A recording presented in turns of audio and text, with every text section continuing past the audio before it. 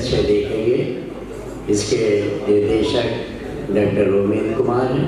लीजिए हम शुरू करते हैं आज अपना अंकुति रंगमंडल का नाटक यही सच। अगले दिन पता था, अभी तक मेरे हाथ में जख्म है। उसमें क्या मुश्किल है सावरकर? बहुत ही आसान। मनुष्य अपनी जान बचाने के लिए क्या कुछ नहीं करता। आपने तो अपनी बात पर हल्का सा वार भर किया। आप जैसा कह रहे हैं मैं वैसा आदमी नहीं हूँ। आप तो मेरे प्रत्येक वाक्य का विपरीत अर्थ लगा रहे हैं। सावरकर, आपने जानबूझकर अपना हाथ काटा है। आप मेरा सच की झूठ है ऐसा आवाज दुनिया को करा रहे हैं। सावरकर, उस दिन आप 10:10 पर घर पहुंचे। आप मेरी बात पर विश्वास क्यों नहीं करते? अगर सच कहे तो आपने तारीख बार तय कर विश्रामिया का कत्ल किया है। अरे नहीं साहब नहीं, मैंने किसी का कत्ल नहीं किया है। किसी को नहीं पाया है। आप मेरी बात पर विश्वास कीजिए, मैंने किसी को नहीं पाया है, किसी को नहीं पाया है।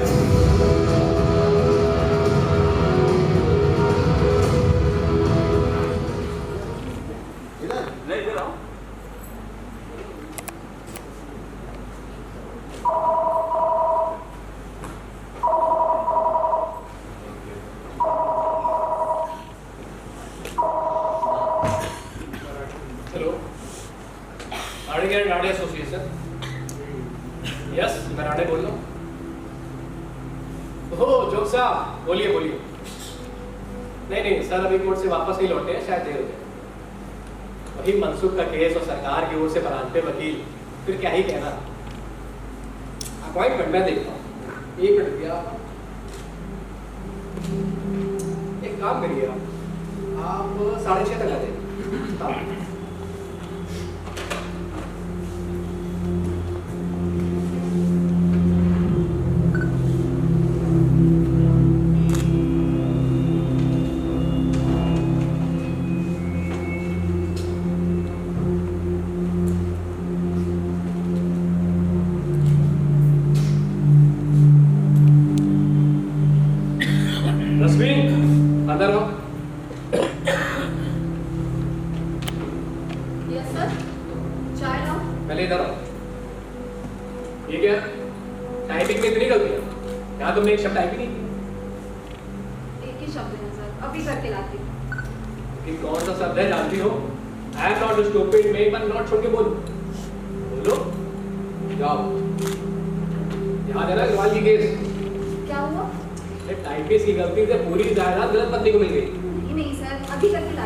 आजकल के टाइपिस्ट कानूनी गंभीरता नहीं समझते।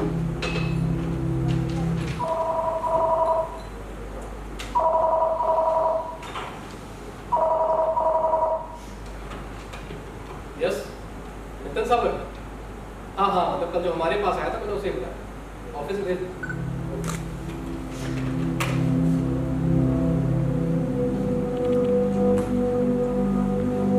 सर। यस कम इन।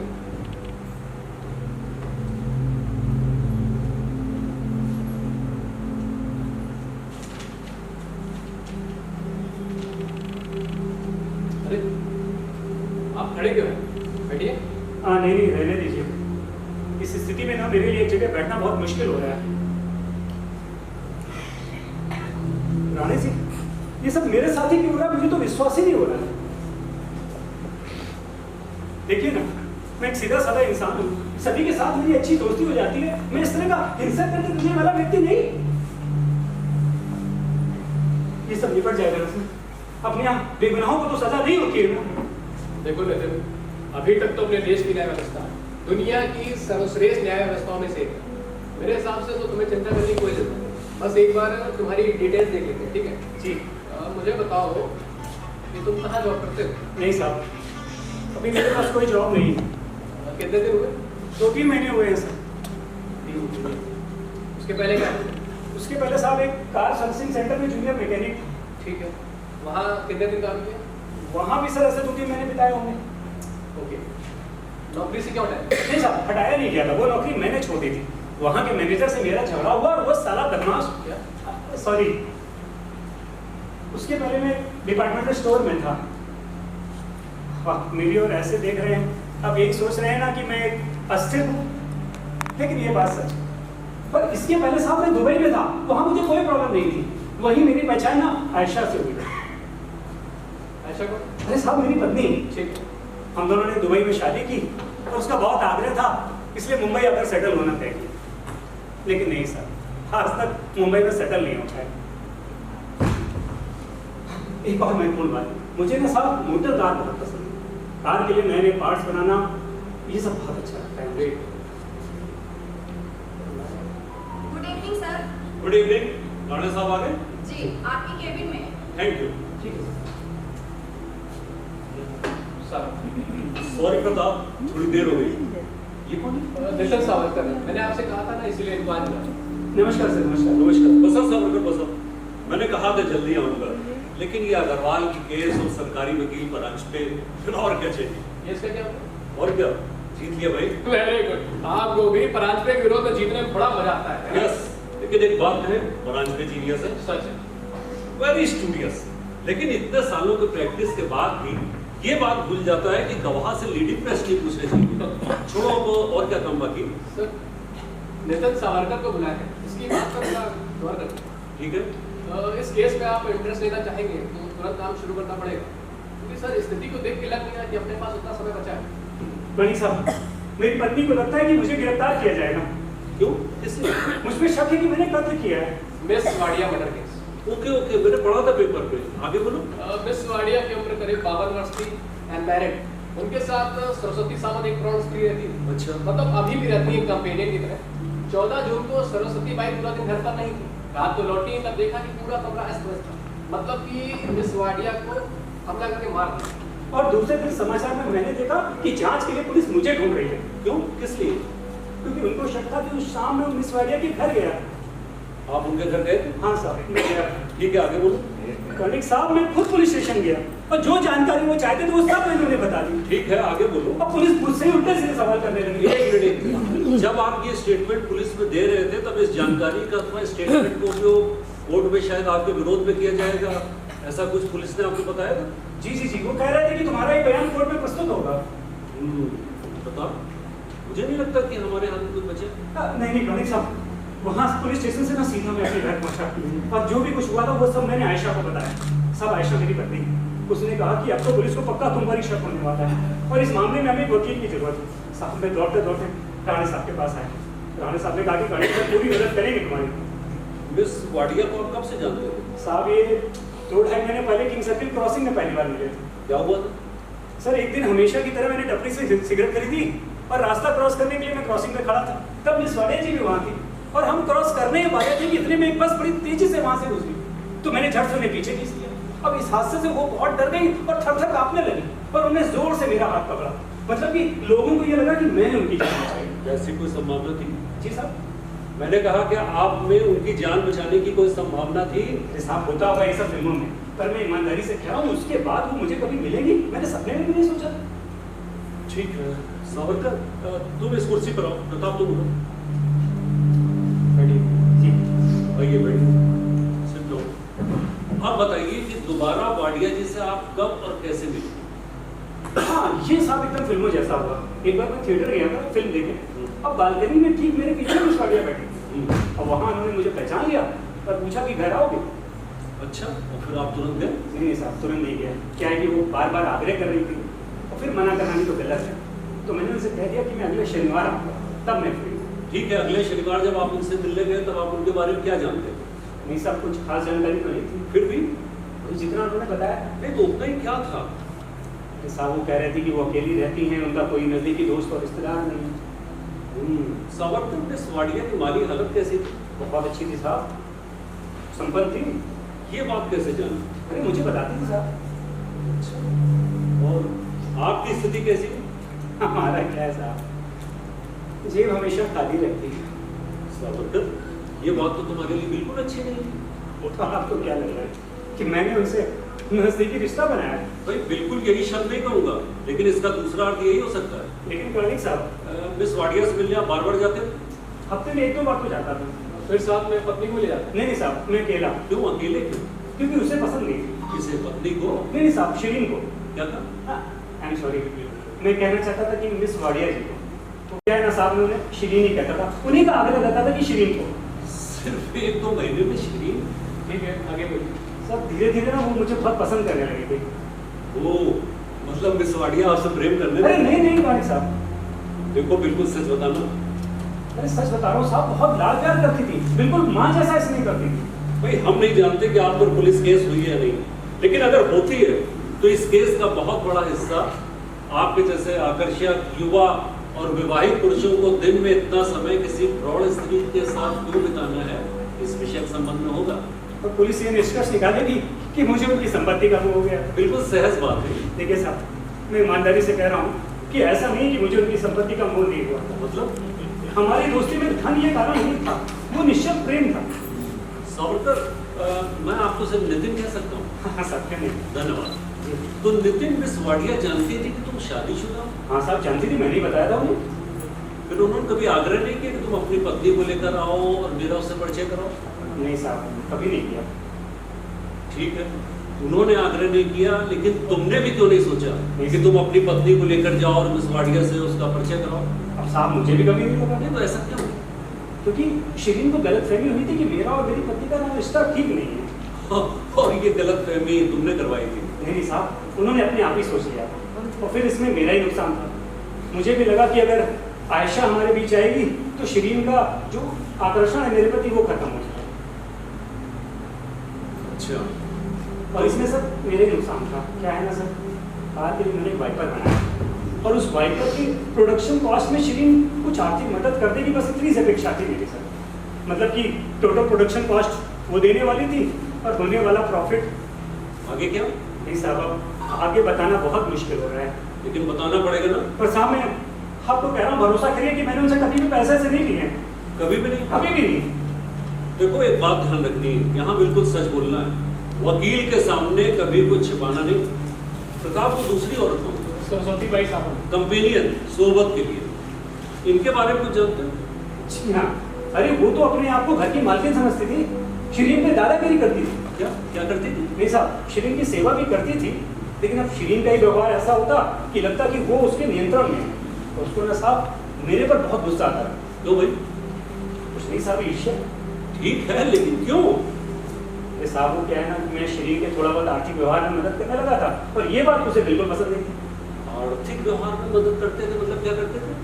साहब ये टैक्स रिटर्न फाइल करना, म्यूचुअल फंड, शेयर मार्केट के फॉर्म्स वगैरह भर देता था बस थोड़ा बहुत। ठीक है, 14 जून को मिस वाडिया ने तुम्हें बुलाया था? नहीं सर, उन्होंने नहीं बुलाया। तो क्या हुआ कि उस दिन वाइपर के बारे में मेरे मन में एक नया आइडिया आया, तो उसको बताने के लिए मैं खुद उनके पास गया।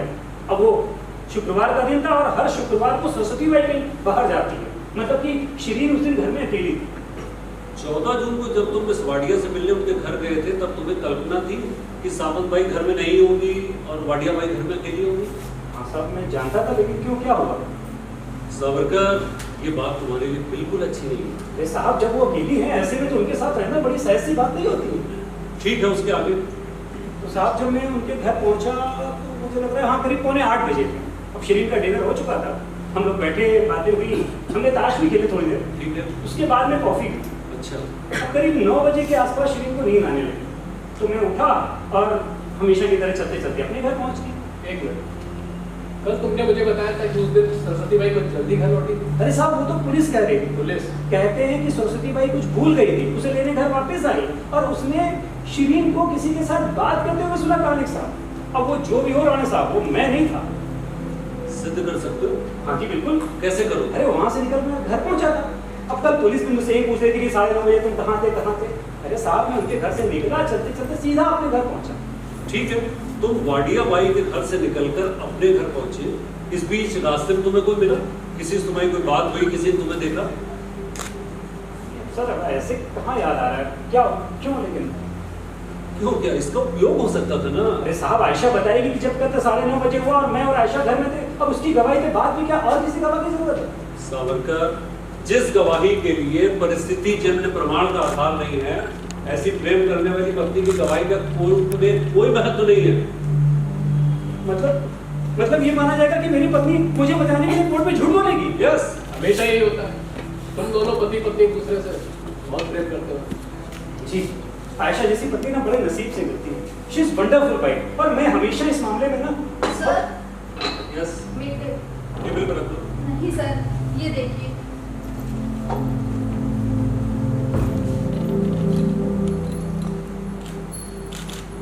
ठीक है, तुम जाओ। सर चाय चाहिए? नहीं, मुझे नहीं चाहिए, इन दोनों से पूछ लो। आपको चाय? गाड़ी सर आप? No thanks. रश्मि रुको, प्रताप जोग आ रहे हैं ना? हाँ। कितने बजे? 6:30। ठीक है। रश्मि मुझसे पूछे बिना किसी का फोन मत देना, ना ही किसी को अंदर भेजना। Yes sir. सावरकर, जी सर।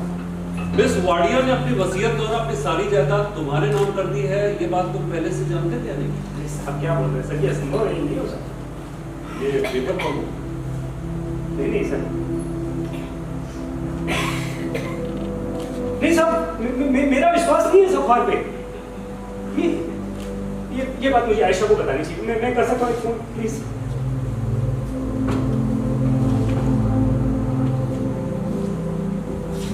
क्या हुआ? बंदे की इंगेज? नहीं साहब, अभी भी मुझे समझ में आ रहा है कि इस पेपर में जो लिखा वो तो बिल्कुल नहीं होना चाहिए था। हाँ, नहीं होना चाहिए, क्योंकि इससे कत्ल का उद्देश्य दिखाई देता है। मृत्यु के बारे में अगर आपको पहले से कोई जानकारी है तो वो कत्ल के लिए उद्देश्य हो जाता है सावरकर। लेकिन तुम्हारे बर्ताव से हम दोनों को लगता है कि तुम्हें सचमुच कुछ मालूम नहीं। साहब अभी पेपर पढ़ने के बाद मुझे पता चला है। Are you sure? Yes sir. Are you? Yes. Savarkar, miss Wadia ने कभी तुम्हें बुलाकर वसीयत के बारे में चर्चा की थी? कभी कुछ बताया तुम्हें? नहीं साहब, मुझे तो उन्होंने कभी भी नहीं।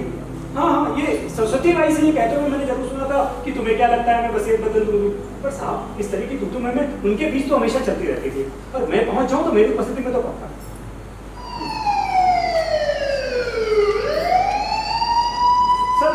सर मुझे गिरफ्तार करेंगे क्या? अब उसके लिए तुम्हें तैयार रहना चाहिए सावरकर। जरूरत के मुताबिक आप मेरी मदद करेंगे ना sir? Yes. Thank you sir, thank you very much sir. Sir वो आपकी फीस का क्या करूं? मतलब है सेविंग्स वगैरह है मेरे पास कुछ, लेकिन वो सफिशिएंट है कि नहीं? देखो, फीस की चिंता मत करो, क्योंकि वसूल करना चाहते हैं। सर ये बताइए कि पुलिस इस तरह क्यों नहीं सोचती कि खिड़की की कांच भी तो चोरी के उद्देश्य से तोड़ी जा सकती है? ये चोरी का उद्देश्य नहीं था, इसके कारण भी पुलिस के पास नहीं उठी। Excuse me sir, Yes. Inspector Shinde आए। ठीक है, उन्हें भेज दो। Yes sir. सर मैं आपसे मिलने आपके ऑफिस आया हूँ, ये बात पुलिस को कैसे पता चल गई? नितिन, उनकी निगरानी नहीं होगी तुम पर। मतलब कि उनको शक है कि मैं सच कुछ गुनहगार।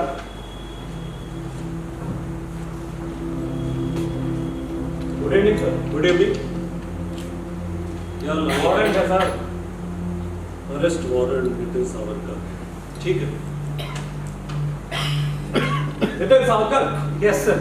आपको मिस वाडिया के कत्ल के शक के तहत गिरफ्तार किया जाता है। देखिए शिंदे साहब, मैंने सचमुच आप पर दफा 302 के तहत केस दर्ज है। गाड़ी में चलकर बैठो। क्या है? हथकड़ी नहीं पहनाएंगे? उसकी जरूरत नहीं है।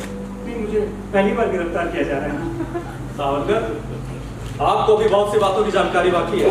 गाड़ी में चलकर बैठिए। कर्णिक साहब मुझे बचाइए साहब, मुझे बचाइए। सॉरी सर, आपको तकलीफ। आप अपनी ड्यूटी कर रहे हैं, कैरी ऑन।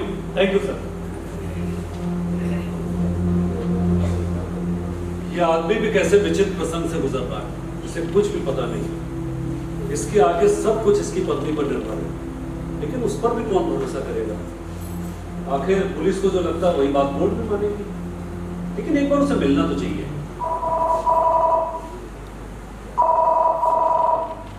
हेलो, क्या मिसेस सावरकर? ठीक है, उस औरत को तुरंत अंदर भेज दो। और हाँ, उसके लिए एक कप गर्म कॉफी बनाओ प्लीज। नहीं, हम लोगों को नहीं चाहिए। ओके। मिसेस सावरकर है, उनका रोना धोना होगा। एक्सक्यूज मी, उसकी कोई जरूरत नहीं। भरोसा रखिए, मैं कभी नहीं रोती। रोने से मेरी आंखों में सूजन आती है, नाक लाल होती है, और मैं बहुत विचित्र दिखती हूँ। नमस्कार, नमस्कार। मैं आयशा सावरकर। आप एडवोकेट रानी हैं, है ना? यस, ये है हमारा एक कार्डिक्स। नमस्कार, ये बैठिए।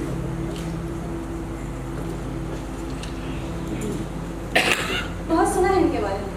होपलेस केस की एकमात्र हो, ऐसे एकमात्र वकील, बराबर? खबर बहुत बुरी है मिसेस सावरकर। श्रीन वाडिया के कत्ल को। नितिन को पुलिस पकड़ के ले गई ना? मालूम है मुझे। अब मैंने उसे नीचे पुलिस लाइन में जाते हुए देखा।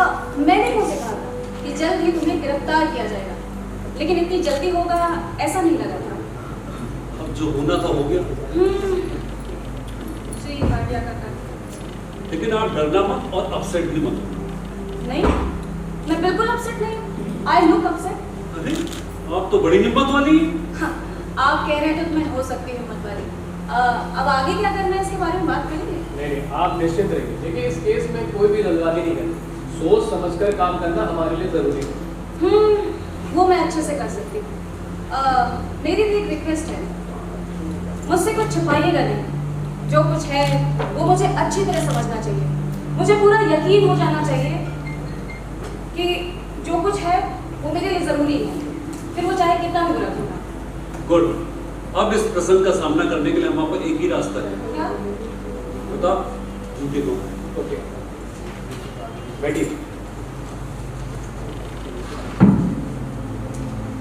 तो मिसेस सावरकर, आपके पति और मिस वाडिया की कुछ महीने पहले पहचान हुई, आप जानती हैं? जी हाँ, नितिन ने मुझे सब कुछ बताया कि कैसे उसने एक औरत को हादसे से बचाया, बाद में उस औरत ने उसे अपने घर में बुलाया। नितिन ने मुझे सब कुछ बताया। स्वाभाविक है। तो आगे बढ़कर नितिन की उससे मुलाकात हुई, फिर दोस्ती हो गई। अब तक तो ऐसे ही लगता है। एक बात बताइए, आपको कभी अपने पति नितिन के साथ मिस वाडिया घर जाने का मौका नहीं मिला? नहीं, नितिन ने मना किया। नितिन ने मना किया? हाँ, क्यों? नितिन ने ऐसा क्यों कहा? ये बात हम लोगों के बीच में रहेगी। क्यों कहा नितिन ने? उससे लगा श्रीन पसंद नहीं करेगी। ओके। तो मिस वाडिया प्रौढ़ एकाकी स्त्री थी और उसे अकेलेपन से राहत मिलने के लिए नितिन के साथ की मदद हुई। नितिन का साथ हमेशा राहत प्रदान करता है। ओके, आपने उनकी दोस्ती पर कभी आक्षेप नहीं किया? नहीं, क्यों? मुझे नितिन पर पूरा भरोसा है। वो मुझे कभी धोखा नहीं दे सकता। गुड। पति के प्रति आपका भरोसा और प्रेम देखकर आपकी प्रशंसा करने का मन कर रहा है। वाह, इन्होंने मेरे नितिन से प्रेम की अच्छी कल्पना की है। बिल्कुल की। कैसे? मतलब? नहीं, माफ कीजिएगा, शायद मैं ठीक से बता नहीं सकती क्योंकि मुझे कानून का ज्ञान नहीं है। लेकिन आप तो एक वकील है ना, और सुनी सुनाई बातों पे झट से विश्वास कर लेते हैं। इतना विश्वास करने के लिए खुद आपको हमारे प्रेम का कुछ अनुभव है? नहीं, आप जो कह रही हैं सही है, मगर आपके पति नितिन सावरकर ने अभी हमें बताया। नितिन ने आपको ये बताया कि मैं उससे कितना प्रेम करती हूँ? बॉस, यहाँ आपके प्रेम के बारे में बहुत खुश होकर बता रहा। आश्चर्य है। मतलब? मुझे हमेशा ऐसा लगता है कि पुरुष मूर्ख होते हैं। मिस्टर सावरकर, आप कहना क्या चाहती हैं? आप खुलकर बोलेंगे तो अच्छा होगा। नहीं, वो बात इतनी महत्वपूर्ण नहीं है। आप कुछ बता रहे हैं? नहीं नहीं, मैं आपको कुछ बता रहा हूँ। मिस वाडिया बहुत अमीर महिला थी और उन्होंने अपनी वसीयत और अपनी सारी जायदाद आपके पति नितिन सावरकर के नाम कर दी है। हाँ। ये बात आप पहले जानती थी या नहीं? अभी पढ़ा पेपर में। अच्छा, मतलब अब से पहले आपको या आपके पति को इसके बारे में जानकारी नहीं थी? नितिन ने आपसे कहा? हाँ। क्यों, आप कुछ अलग बताना चाहती हैं? नहीं, बिल्कुल नहीं। तो मिस वाडिया आपके पति नितिन सावरकर को अपना बेटा मानती थी? आप इस बात पर विश्वास करते हैं कि श्रीन वाडिया नितिन को अपना बेटा मानती होगी? बिल्कुल मानती होगी। इस स्थिति में यही योग्य और स्वाभाविक है। सभी पुरुष पाखंडी होते हैं, हिपोक्रेट्स। क्या कहा? ओह, आई एम सॉरी, आपको गुस्सा आया। एक मिनट बताओ, एक मिनट में सर सावरकर, गुस्सा वगैरह कुछ नहीं, लेकिन जो बात मैं आपको बताने जा रहा हूँ वो आप ध्यान से सुनेंगे तो अच्छा होगा। आप जैसा सोच रही हैं वैसा विचार हम लोग नहीं रखते। मिस वाडिया के मन में आपके पति के बारे में सिवाय मातृत्व के और कोई भावना नहीं हो सकती। कम से कम हम लोगों के लिए मंजूर नहीं है। ठीक है, जैसा आप कहते हैं वैसे ही मान लेते हैं। और एक महत्वपूर्ण बात जो आपके पति को बताई, आपको भी बता रहा हूँ। जिस गवाही के लिए परिस्थिति जन्य प्रमाण का आधार नहीं है, ऐसी प्रेम करने वाली पत्नी की गवाही का कोर्ट में कम प्रभाव होता है। 14 जून की रात एग्जैक्टली क्या हुआ था आप जानती होंगी? आपको याद होगा? अच्छी तरीके से। उस रात मिस वाडिया के घर से निकलकर आपके पति 9 बजे अपने घर जाने के लिए पैदल निकले और जब घर पहुंचे तब तो 9:25। Very good. नितिन ने भी आपको यही बताया होगा। मिसेस सावरकर, ये सच है या झूठ? सच है, बिल्कुल सच है। इस बारे में पुलिस ने आपसे कुछ पूछा? कल शाम पुलिस घर पर आई थी। आपने उनसे क्या कहा? मैं और क्या कहती, मुझे कहना ही पड़ा कि नितिन 9:25 पर घर आया और जब घर आया तो फिर कहीं नहीं गया। कहना ही पड़ा? हाँ, यही कहना था ना मुझे, और यही बात नितिन के लिए लाभदायक है ना? यस मिसेस सावरकर, क्योंकि ये सच है। अभी आपने हमें बताया। नहीं मिस्टर कार्निक, जो कुछ सच है वो मुझे अच्छी तरह समझना चाहिए। मुझे एक बार यकीन हो जाना चाहिए कि मैंने एक बार पुलिस को ये बता दिया कि नितिन 9:25 पर घर आया तो वो उसे छोड़ देंगे ना। हाँ, अगर आप दोनों सच बोल रहे हैं तो अरे मैंने जो सच था वो मैंने पुलिस को बता दिया। अब उनका मुझ पर विश्वास हुआ ऐसा नहीं लगा, शायद उन्हें विश्वास हो इस तरह मैं बता नहीं सकी। लेकिन एक बात बताइए, श्रीन वाडिया के घर से निकलते वक्त अथवा हमारे घर पहुंचते समय बीच में किसी ने तो देखा होगा, बात की होगी। नहीं, अभी तक ऐसी कोई भी जानकारी हमारे हाथ में तो नहीं। मतलब उसका शक और मेरा शक। एग्जैक्टली, मैं आपको यही कहने की कोशिश कर रहा था। मेरा शक। यस, मेरा शक। Thank you mister Gadi, thank you once again. जो जानकारी मुझे चाहिए थी वो मुझे मिल गई। Thank you once again. एक मिनट मिसेस सावरकर, जानकारी आपको हमें देनी है, हमें नहीं। एक बात बताइए, आप सचमुच अपने पति से प्रेम करती हैं? शपथ लेकर बताओ। शपथ कोर्ट में लेनी पड़ती मिसेस सावरकर। नितिन के कहने के अनुसार है। नितिन वैसे सयाना आदमी नहीं है। आपके पति को तो शायद फांसी भी हो सकती है। वो मेरा पति नहीं है। क्या? आपने सही सुना, नितिन मेरा पति नहीं है। दुबई में नितिन से भेंट होने से पहले मेरा निकाह हुआ था और मैं हर हाल में इस निकाह से मुक्त होना चाहती थी। उस गुलामी से मुक्त होकर इस देश में हमेशा के लिए वापस आना चाहती थी। इसीलिए मैंने नितिन से शादी की ना, और समहाउ नितिन मुझे यहाँ पर लाया भी, इस देश में वापस भी लाया। लेकिन मैं उसे ये नहीं बता सकी कि मेरी शादी हुई है और मेरा पहला पति जिंदा है। मिल गई आप लोग को जो जानकारी चाहिए थी, मिल गई। बाकी सब छोड़ दीजिए मिसेस सावरकर, आपने पुलिस को जो बयान दिया वही आप वापस। नहीं मिस्टर कार्निक, आप उसकी चिंता बिल्कुल मत कीजिए। कोर्ट में जज के सामने आंखों में आंसू लाकर उनको सच लगे ऐसी गवाही दूंगी कि नितिन 9:25 पर घर आया, और जब घर आया तो कहीं नहीं गया। ठीक है मिसेस सावरकर, आप एक विलक्षण स्त्री हैं। आई होप अब तो आपकी समस्या का समाधान हो चुका होगा। चलती हूँ, धन्यवाद।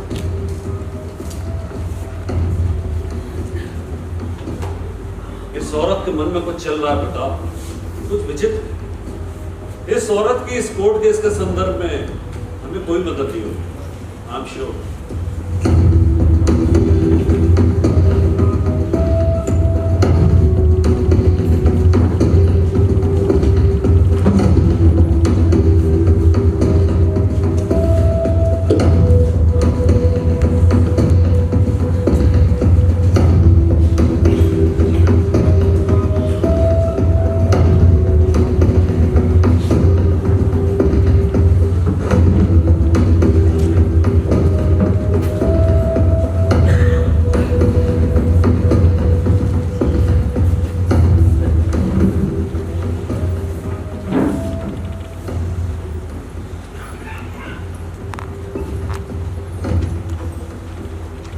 शासन विरुद्ध नितिन सावरकर। इस प्रोसिक्यूशन में हमारे पहले गवाह इंस्पेक्टर सिंधे की गवाही को शुरू करने का आदेश मैं सरकारी वकील श्री पराग को दे रहा हूं। प्रोसीड। इंस्पेक्टर सिंधे, 14 जून की रात जब आप ड्यूटी पर थे तब कोई इमरजेंसी कॉल आया था? Yes sir. फिर आपने क्या? मैं उस घटनास्थल पर पहुंचा, वहां मुझे मिस चेरिंग की डेड बॉडी दिखाई। फिर आपने मिस वाडिया की डेड बॉडी पोस्टमार्टम के लिए भेजी? Yes sir. पोस्टमार्टम रिपोर्ट के अनुसार मृत्यु का कारण क्या था? बाएं कान के पीछे आघात किया गया। मृत्यु का समय क्या था? रात के करीब 9:30 से 9:45 के दौरान। मिस वाडिया की डेड बॉडी पर मृत्यु से पहले हमला करने वाले के साथ हुई हाथापाई के कुछ निशान दिखाई दिए? जी नहीं, मुझे लगता है ये हमला उनके लिए अनपेक्षित होगा। योर ऑनर, ये हमला मिस वाडिया के लिए अनपेक्षित होगा। इंस्पेक्टर सिंधे, उस कमरे में आपको और क्या क्या दिखा? मिस वाडिया की डेड बॉडी कमरे में औंधी पड़ी हुई थी और घर की सारी चीजें बिखरी पड़ी थी। छेनी जैसे किसी हथियार से खिड़की की कांच तोड़ी गई थी। कांच के कुछ टुकड़े अंदर पड़े थे और बाहर से जाकर देखा तो मतलब इंस्पेक्टर सिंधे, आपके कहने के मुताबिक उस कमरे में चोरी हुई है, इस तरह के दृश्य जानबूझकर तैयार किया गया था, correct? Objection your honour, inspector Shinde द्वारा कोर्ट के सामने ऐसा कुछ भी कहने की आवश्यकता नहीं है। मेरे विद्वान मित्र एडवोकेट परांस में गवाह जो नहीं कहना चाहता वो कहने को मजबूर कर रहे हैं। Objection sustain. Obliged your honour. Your honour, मेरे आदरणीय मित्र धनंजय कर्णिक पूरी तरह संतुष्ट हो, आगे मैं इसी तरह का प्रश्न। Thank you. इंस्पेक्टर संजय, उसके बाद आपने क्या किया? पूरे घर की जांच की, फोटोग्राफ लिए और फिंगरप्रिंट्स लिए। किस किस के फिंगरप्रिंट्स मिले? मिस शिरीन वाडिया, सरस्वती बाई और अभियुक्त नितिन सावरकर। और अभियुक्त सावरकर के योर ऑनर, और किसी के नहीं? जी नहीं। मिस वाडिया के मृत शरीर पर कुछ गहने थे? जी हाँ, हीरे का एक नेकलेस था और प्लेटिनम की 2 अंगूठियां थी। मतलब उसे छुआ तक नहीं कह, राइट? राइट। घर से और कोई चीज गायब हुई? जी नहीं, सरस्वती बाई के अनुसार किसी चीज की चोरी नहीं हुई। इंस्पेक्टर संजय, ये तो कमाल हो गई। मतलब अगर हम कहते हैं चोर चोरी करने के उद्देश्य से घर में घुसा, लेकिन किसी चीज को छुए बगैर निकल गया, ऐसा हो सकता है? आमतौर पर तो नहीं होता। योर ऑनर, अभियोक्ता पक्ष के आर्टिकल नंबर 1, मिस वाडिया का वसीयतनामा।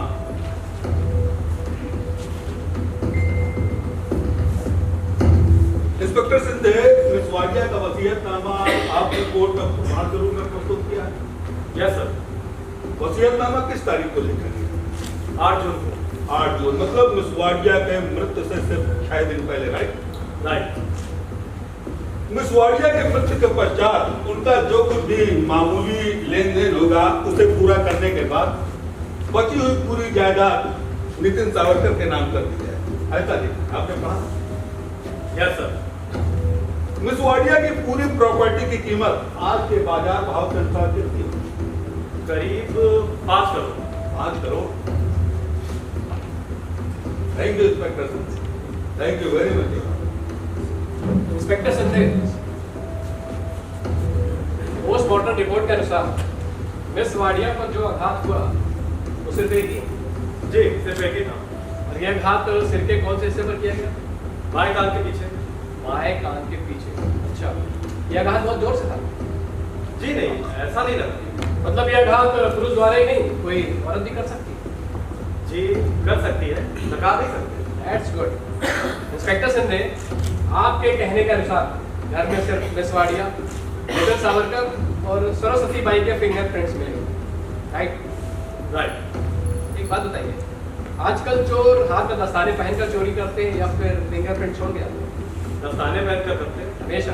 करीब करीब, लेकिन जो एक्सपर्ट होते हैं वो हमेशा। जो एक्सपर्ट होते हैं वो हमेशा।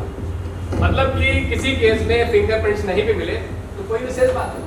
अब अगर हम विवाद के लिए ऐसा मानकर चलते हैं कि मिस वाडिया के घर कुछ चोर चोरी करने के लिए खिड़की की कांच तोड़कर घर में घुस गए और जरूरत पड़ने पर उन पर हमला करने की भी उनकी तैयारी थी, इसलिए उनमें से किसी एक ने मिस वाडिया पर किसी वजनदार चीज से प्रहार किया, मिस वाडिया की तुरंत मृत्यु हो गई, योर ऑनर। ये देखकर सभी वहां से भाग गए क्योंकि वो सिर्फ कैश चाहते थे, इसलिए गहने की और उनका ध्यान ही नहीं किया। ऑब्जेक्शन योर ऑनर, वास्तव में जो नहीं है, ऐसे काल्पनिक गुंडों के दिमाग में क्या चल रहा है, ये बात जिंदगी को क्यों मालूम हो? बचाव पक्ष के वकील मेरे गवाह को गलतफहमी हो, कंफ्यूजन हो, इस तरह के प्रश्न पूछे, कृपया इस तरह की सूचना दीजिए। सूचना काफी है, ये आदेश दे दो। तो oblige your honour. Article number 2, your honour, चोरी।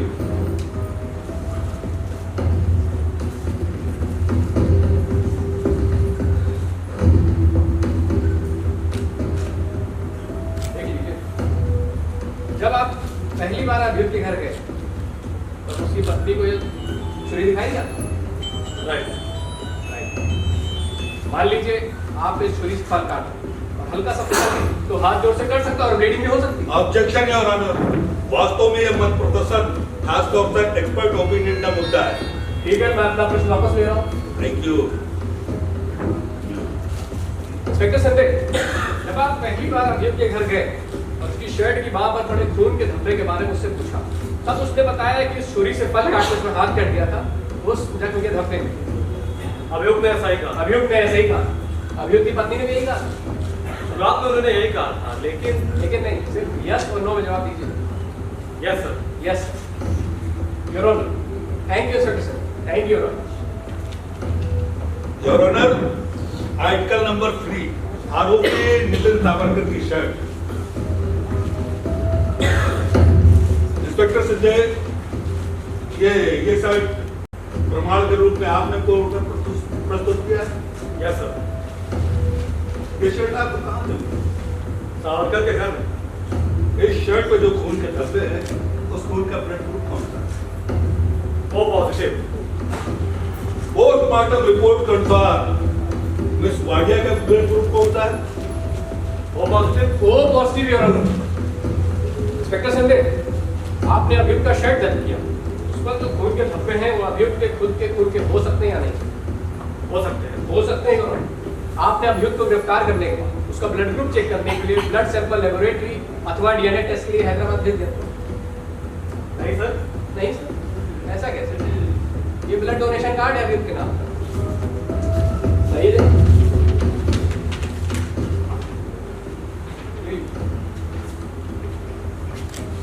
Yes sir. इसमें आरोपी का ब्लड ग्रुप लिखा हुआ है। कृपया आप कोर्ट की जानकारी के लिए उसे जोर से पढ़कर सुनाइए। O positive. O positive your honour. Thank you inspector sir, thank you your honour. O positive group बहुत कॉमन है क्या? जी, करीब 45% लोगों को मिलता है। ओ, मतलब 100 में 45 लोग। कमाल है। थैंक यू इंस्पेक्टर संजय, आप जा सकते हैं। योर ऑनर, अभियोक्ता पक्ष के दूसरे गवाह के रूप में मैं सरस्वती सावंत को बुलाने की अनुमति चाहता हूं। Permission granted. Oblige. Saraswati Bai Sawant अदालत में हाजिर हो। सरस्वती बाई सावंत अदालत में हाजिर हो।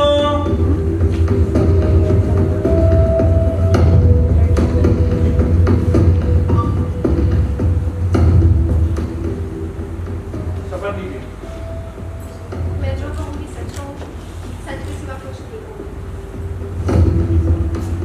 आपका नाम? सरस्वती। आप मिस वाडिया के साथ रहते थे? जी हाँ। आप उनके घर में कुछ? हाँ, उनके घर का पूरा काम करती थी मैं, लेकिन मैं काम वाली नहीं थी। मतलब शिरीन क्या चाहती है क्या नहीं, ये सब देखती थी। कितने साल हो गए मैं उसके परिवार का सदस्य हो गई थी। मिस वाडिया भी आपके साथ एकदम नजदीकी रिश्ता सा बर्ताव करती? कुछ कम नहीं, 20 साल रही मैं उसके साथ।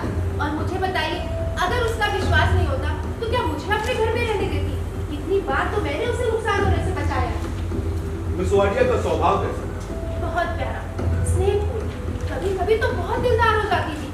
एक बार कोई बात मन में आ जाती तो उसे पूरा कर देती। कोई उसके ऊपर उसकी प्रशंसा करे तो उस पर ले जाती थी। आप इस सावरकर जी से पहली बार भेंट कर? कभी मतलब अप्रैल के आखिरी हफ्ते में। हाँ। शिरीन के घर। मिस वाडिया के घर सावरकर जी का आना जाना किस तरह का? शुरुआत में देखो हफ्ते में एक बार, उसके बाद हफ्ते में 1-2 बार, और उसके बाद तो दिन में 2-2, 3-3 बार आता था ये। 2-2, 3-3 बार? जी हाँ। क्या करते थे? ये से कान में बताती हूँ। सरस्वती भाई, सबको सुनाई दे, इस तरह जोर से कहिए। जोर से कहूँ, उसके साथ गुलगुलू बातें करता था। उसने कोई नया ड्रेस पहना तो उसकी तारीफ करता था, और उसे लिपस्टिक से वो ज्यादा यंग दिखेगी ये भी कहता था। ये मीटिंग और बता दूँ आपको? और कुछ बताने लायक बात हो तो भी बता दीजिए। नहीं नहीं, और कुछ नहीं। 14 जून को क्या हुआ बताइए? उस दिन शुक्रवार। हाँ, उस दिन मेरी छुट्टी होती है। मतलब किसी के यहाँ आने जाने के लिए, मेरे कुछ काम करने के लिए मैं सारा दिन घर के बाहर रहती हूँ और रात को देर से लौटती हूँ। उस दिन भी मैं अपनी दोस्त के पास गई थी। मतलब एक स्वेटर बुन रही थी। हाँ, रख लीजिए सर। नहीं, ठीक है, रहने दो। उसका डिजाइन दिखाने के लिए मैं उसके पास पहुंची, लेकिन वहाँ पहुंचे पर मुझे ध्यान आया कि मैं स्वेटर घर पर ही भूल गई हूँ। इसलिए मैंने खाना खाया और फौरन घर लौटी। तब आपको बता दूँ, करीब 9:25 हुए थे। मेरे पास घर की चाबी रहती है, उस चाबी से मैंने बाहर का दरवाजा खोला और ऊपर अपने कमरे में जाने लगी। रात में जाके मुझे नितिन और शिरीन के बोलने की आवाज सुन रही थी। आपको कैसे पता कि जो आपको आवाज सुनाई दी वो सावरकर थी? कैसे पता क्या? कितनी बार तो सुनी है मैंने उसकी आवाज। आमने सामने से सुनी है, दरवाजे की ओर से सुनी है। उस दिन दोनों जोर जोर से हंस रहे थे, लेकिन मुझे स्वेटर लेकर जाने की जल्दी थी, इसलिए मैं फौरन निकल गई। सरस्वती भाई, मुझे निश्चित समय बताइए। अभी आपने बताया कि आप 9:25 पर घर पहुंची, कैसे बता सकते? कैसे मतलब? मैं अपनी सहेली के घर से निकली तो 9:20 हुए थे। कैसे बता सकती हैं? वापस वही बात, मैंने उसकी दीवार घड़ी देखी ना, बाद में मैंने मेरी घड़ी भी देखी। आपको अपनी सहेली के घर से अपने घर तक पहुंचने में कितना समय लगता है? 5 मिनट भी नहीं लगते। स्वेटर ढूंढने में जो कुछ समय लगा बस उतना ही। स्वेटर ढूंढने में समय क्यों लगा? लगा समय। बाद में क्या हुआ?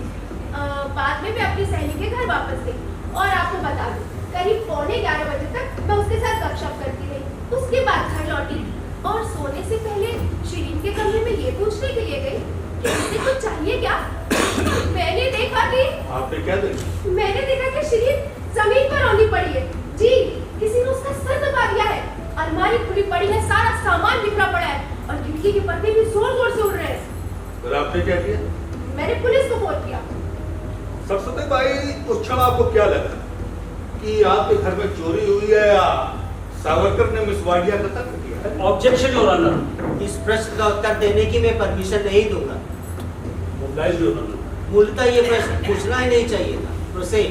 Yes your honour. आप सावरकर के बारे में और क्या जानते हैं? उसे ना पैसों की जरूरत रहती है। मतलब सावरकर बार-बार मिस वाडिया से पैसे मांगे होंगे, लेकिन शिरीन ने नहीं दिए होंगे। जितना भोला ये दिखता है ना उतना भोला है नहीं।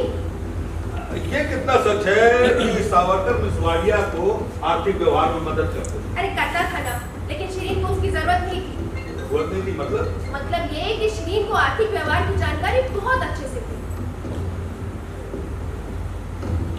मिस वाडिया ने अपना वसीयतनामा कब बनवाया, आखिरी याद है? 8 जून। पक्का याद है? हाँ, 8 जून। देखिए, शिरीन के कत्ल के 6 दिन पहले 7 तारीख को मैंने उसे फोन पर वकील के साथ बात करते हुए सुना था। नया वसीयतनामा बनाने के लिए वकील को घर बुला रही थी। उस समय नितिन भी वहाँ था और बार-बार उसे कह रहा था, मत करो, क्या जरूरी है? तब शिरीन ने इससे कहा कि उस दिन मैं बस के नीचे आते-आते बच गई। अगर वैसी ही घटना वापस हुई तो कर देते हैं। ठीक है। मिस वाडिया ने इसके पहले का वसीयतनामा कब बनवाया? 3 महीने हो गए। 3 महीने मतलब उनकी सावरकर से पहचान होने से पहले, राइट? हाँ। आपको मालूम है नितिन की शादी हुई है? नहीं तो मुझे तो नहीं मालूम और शिरीन को भी नहीं मालूम था। Objection your honour. अब मृत शिरीन वाडिया को कौन सी जानकारी थी अथवा नहीं थी, उसके बारे में गवाह के मात्र अंदाजा है your honour. Objection sustained. Mobile your honour. Saraswati Bai, मुझे बताइए, सावरकर ने मिस वाडिया के घर कभी एक आध बार भी अपनी पत्नी का जिक्र किया था? कभी भी नहीं। Thank you very much. Saraswati Bai Sawant. हाँ? आपका नाम लिया, सरस्वती बाई सावंत। हाँ, बोलिए। वाडिया बाई द्वारा 6 अप्रैल को जो वसीयत बनवाई गई थी उसके तहत उन्होंने अपनी पूरी जायदाद आपके नाम कर दी। ये बात सच है? झूठ? सच है। उसने मुझसे कहा था कि ये सेवा भाव से संस्था चलाने वाले लोग चोर होते हैं, सिर्फ खर्चा दिखाएंगे और जिस काम के लिए पैसे लेते हैं ना वो काम कभी पूरा नहीं होता। इसलिए सबको भाई ये प्रॉपर्टी। नहीं भाई रोइए नहीं प्लीज। ये प्रॉपर्टी आगे बोलो ना। ये प्रॉपर्टी मैंने तुम्हारे नाम कर दी, ऐसा कहा था। ये प्रॉपर्टी तुम्हारे नाम कर दी, ऐसा कहा? हाँ। चिंता मत करो सावंत भाई। वाडिया बाई द्वारा अपनी जिंदगी का जो अंतिम वसीयतनामा 8 जून को बनवाया गया, अभी कोर्ट में बैठकर पढ़ा मैंने, उसमें आपके नाम से कुछ तजवीज करके रखी है। बची हुई जायदाद उन्होंने अभी को दी। अगर उसने छू लिया तो वो पैसा प्राप्त होगा। हाँ, हम उसके बारे में बाद में सोचते हैं। ठीक है। आपके पुलिस को दिए बयान के अनुसार वाडिया बाई जी का कोई नजदीकी रिश्तेदार या दोस्त नहीं थे, बिल्कुल सही है? सही है। ऐसा क्यों? क्यों मतलब? क्यों? क्योंकि शिरीन को बाहर आना जाना पसंद नहीं था। ठीक है। ऐसी स्थिति में वाडिया बाई जी की अभियुक्त नितिन सावरकर से भेंट हुई, परिचय हुआ, दोस्ती हुई, आगे बढ़कर ये दोस्ती गहरी हो गई। इन सब बातों से आप खुश हुई ना? क्या हुआ? कोई तीसरा आदमी आए और उस पर हल्ला मारे, ये बात मुझे बिल्कुल पसंद नहीं थी। मतलब आपकी जगह लेने वाला कोई बीच में आ गया। आपको बता देती हूँ, शिरीन कुछ ज्यादा ही इस पर निर्भर होने लगी थी। अच्छा, कुछ ज्यादा ही मतलब आपकी अपेक्षा से कुछ ज्यादा? हाँ, बिल्कुल सही। लेकिन ये सब मैं उसके भले के लिए सोचती थी। बिल्कुल, ये सब उचित है सावंत भाई। हम वापस 14 जून के बारे में बात करते हैं। 14 जून को शुक्रवार था और आप हमेशा की तरह अपने दिन के सभी काम पूरे करके शाम को अपने बिने हुए स्वेटर के डिजाइन से, अरे मत निकालिए, रहने दीजिए। नहीं, ठीक है, रहने दो। स्वेटर का डिजाइन दिखाने सहेली के घर गई थी। अचानक आप वापस घर लौटे और अपने कमरे की ओर जा रहे थे। तब आपने बाई जी के बंद कमरे से बाई जी और नितिन के बोलने की आवाज सुनाई दी। आपने ऐसा कहा है ना? हाँ। वो दोनों क्या बोल रहे थे? बताइए क्या बोल रहे थे? क्या बोल रहे थे? सावंत भाई, मैं आपसे पूछ रहा हूँ वो दोनों आपस में क्या बोल रहे थे? मुझे सुनाई नहीं दिया। हाँ योर ऑनर, बाई जी कह रही है उन्हें कुछ सुनाई नहीं दिया। जी हाँ। फिर आपने क्या सुना? हंसने की आवाज। सिर्फ हंसने की आवाज? हाँ। एक स्त्री पुरुष हंस रहे हैं, क्या बोल रहे हैं वो सुनाई नहीं दिया? नहीं। फिर भी आपने बंद दरवाजे के पीछे हंसने वाले पुरुष की आवाज नितिन सावरकर की विश्वास के साथ बताया, क्योंकि आपके मन में तो उसके प्रति गुस्सा है, द्वेष है, पूर्वाग्रह है। ग्रह वगैरह कुछ नहीं है, वो नितिन सावरकर ही था। क्या कहते हैं? ठीक है, आपके पुलिस को दिए बयान के अनुसार और मेरी समझ के अनुसार, हाँ? मैंने कहा आपके पुलिस को दिए बयान के अनुसार और मेरी समझ के अनुसार आप वाडिया बाई जी के बंद कमरे के सामने से 2 बार गुजरी, सही है ना? हाँ, 2 बार। सब सही है? सही है। आगे आपने कहा कि आप शाम तक अपने दिन के सभी काम पूरे करके स्वेटर का डिजाइन दिखाने सहेली के घर गए। अरे मत निकालिए, रहने दीजिए। नहीं, ठीक है, रहने दो। आगे आपने कहा कि जो चीज सहेली को दिखानी थी वो आप जानबूझकर घर में भूल गई। जी हाँ। इसके आगे आपने ये भी कहा है कि जो चीज घर में रखी थी उसे ढूंढने में आपको देर लगी। हाँ, लेकिन वो ढूंढने में समय क्यों लगा? ये समय लगा। वो सुना मैंने, मैं पूछ रहा हूँ इस समय क्यों लगा? उत्तर दीजिए, क्यों लगा समय? क्यों? क्योंकि शिरीन उस दिन घर में अकेली थी और मेरी उपस्थिति में ये नितिन किस लिए आया है, इसके विचार मेरे दिमाग में चल रहे थे, इसलिए मुझे ढूंढने में समय लग गया। आप समझ गए? समझ गया। आपको वाडिया बाई जी की बहुत चिंता थी, है ना? जी हाँ। इतनी चिंता थी, फिर भी स्वेटर घर में भूलने की बात याद आने पर भी सहेली के साथ खाना खाने बैठ गई। अरे लेकिन वो आगे सुनिए। आगे आपने बताया कि आप वापस घर पहुंची और घर में जो चीज रखी थी स्वेटर, उसे ढूंढने में आपको समय लगा। ये समय क्यों लगा उसका जवाब आपके पास नहीं है। आगे आपने बताया कि आप वापस सहेली के घर गई थी और रात 11:15 बजे तक गपशप कर रही थी। हाँ, लेकिन वो तो मैं ये सब वाडिया बाई जी की बहुत चिंता थी, इसीलिए ना? हाँ। खैर आखिर वो स्वेटर आपको घर में मिला। अब वो स्वेटर अपनी सहेली को दिखाने की बहुत जल्दी होगी ना? जल्दी वगैरह कुछ नहीं थी, पूरी रात पड़ी थी भाई। अरे कमाल हो गया। अभी वकील जी को बताया कि मैं जल्दी में थी इसीलिए तुरंत निकल गई। अब बता रही हूँ कि पूरी रात पड़ी थी। मुझे इतना ही सूचित करना है कि आप उस रात वैसे ही जल्दी में होंगी, थी या नहीं? अब मैं समझ रही हूँ आपको क्या कहना है। क्या? मैंने सुना है। इसका दूसरा अर्थ आपने चोरी छुपे सुना है, ऐसा भी होता है? उस समय मैं वैसा कुछ नहीं कर रही थी। भाई आप वैसा उस समय कुछ नहीं कर रहे थे, आप बहरी हैं क्या? हाँ? मैंने कहा आप बहरी हैं क्या? ऑब्जेक्शन योर ऑनर, मेरे आदरणीय मित्र द्वारा मेरे गवाह के शारीरिक दोष का इस तरह जिक्र करना अनुचित है। I will talk. Thank you. आपको कब सुनाई देता है? नहीं, मैं अच्छे से सुन सकती हूँ। फिर आपकी वाडिया बाई जी ने आपके लिए हेयरिंग एड की ऑर्डर तो दी? उस मशीन की हाँ दी थी। किस लिए? दी थी, लेकिन उन्होंने अभी तक नहीं भेजी। कब भेजेंगे ये मालूम नहीं। मतलब आपको कम सुनाई देता है? जी हाँ। बंद दरवाजे के पीछे कोई क्या बोलता है वो सुनाई देना मुश्किल है, सही है कि नहीं? क्या सही है क्या गलत है, आदमी अगर ठीक से ही नहीं बोलेगा तो कैसे समझेंगे? लेकिन भाई जी, हमारे आपके बीच में तो कोई दरवाजा नहीं है और 2-4 फीट का भी अंतर नहीं है, फिर भी आपने बंद दरवाजे के पीछे हंसने वाले पुरुष की आवाज नितिन सावरकर की पुलिस को विश्वास के साथ बताया। फिर अगर वो नहीं तो और कौन होगा? अरे वही तो मैं भी पूछ रहा हूँ। देखिए, और कोई हो ही नहीं सकता, क्योंकि आपका मन और किसी का विचार कर ही नहीं सकता।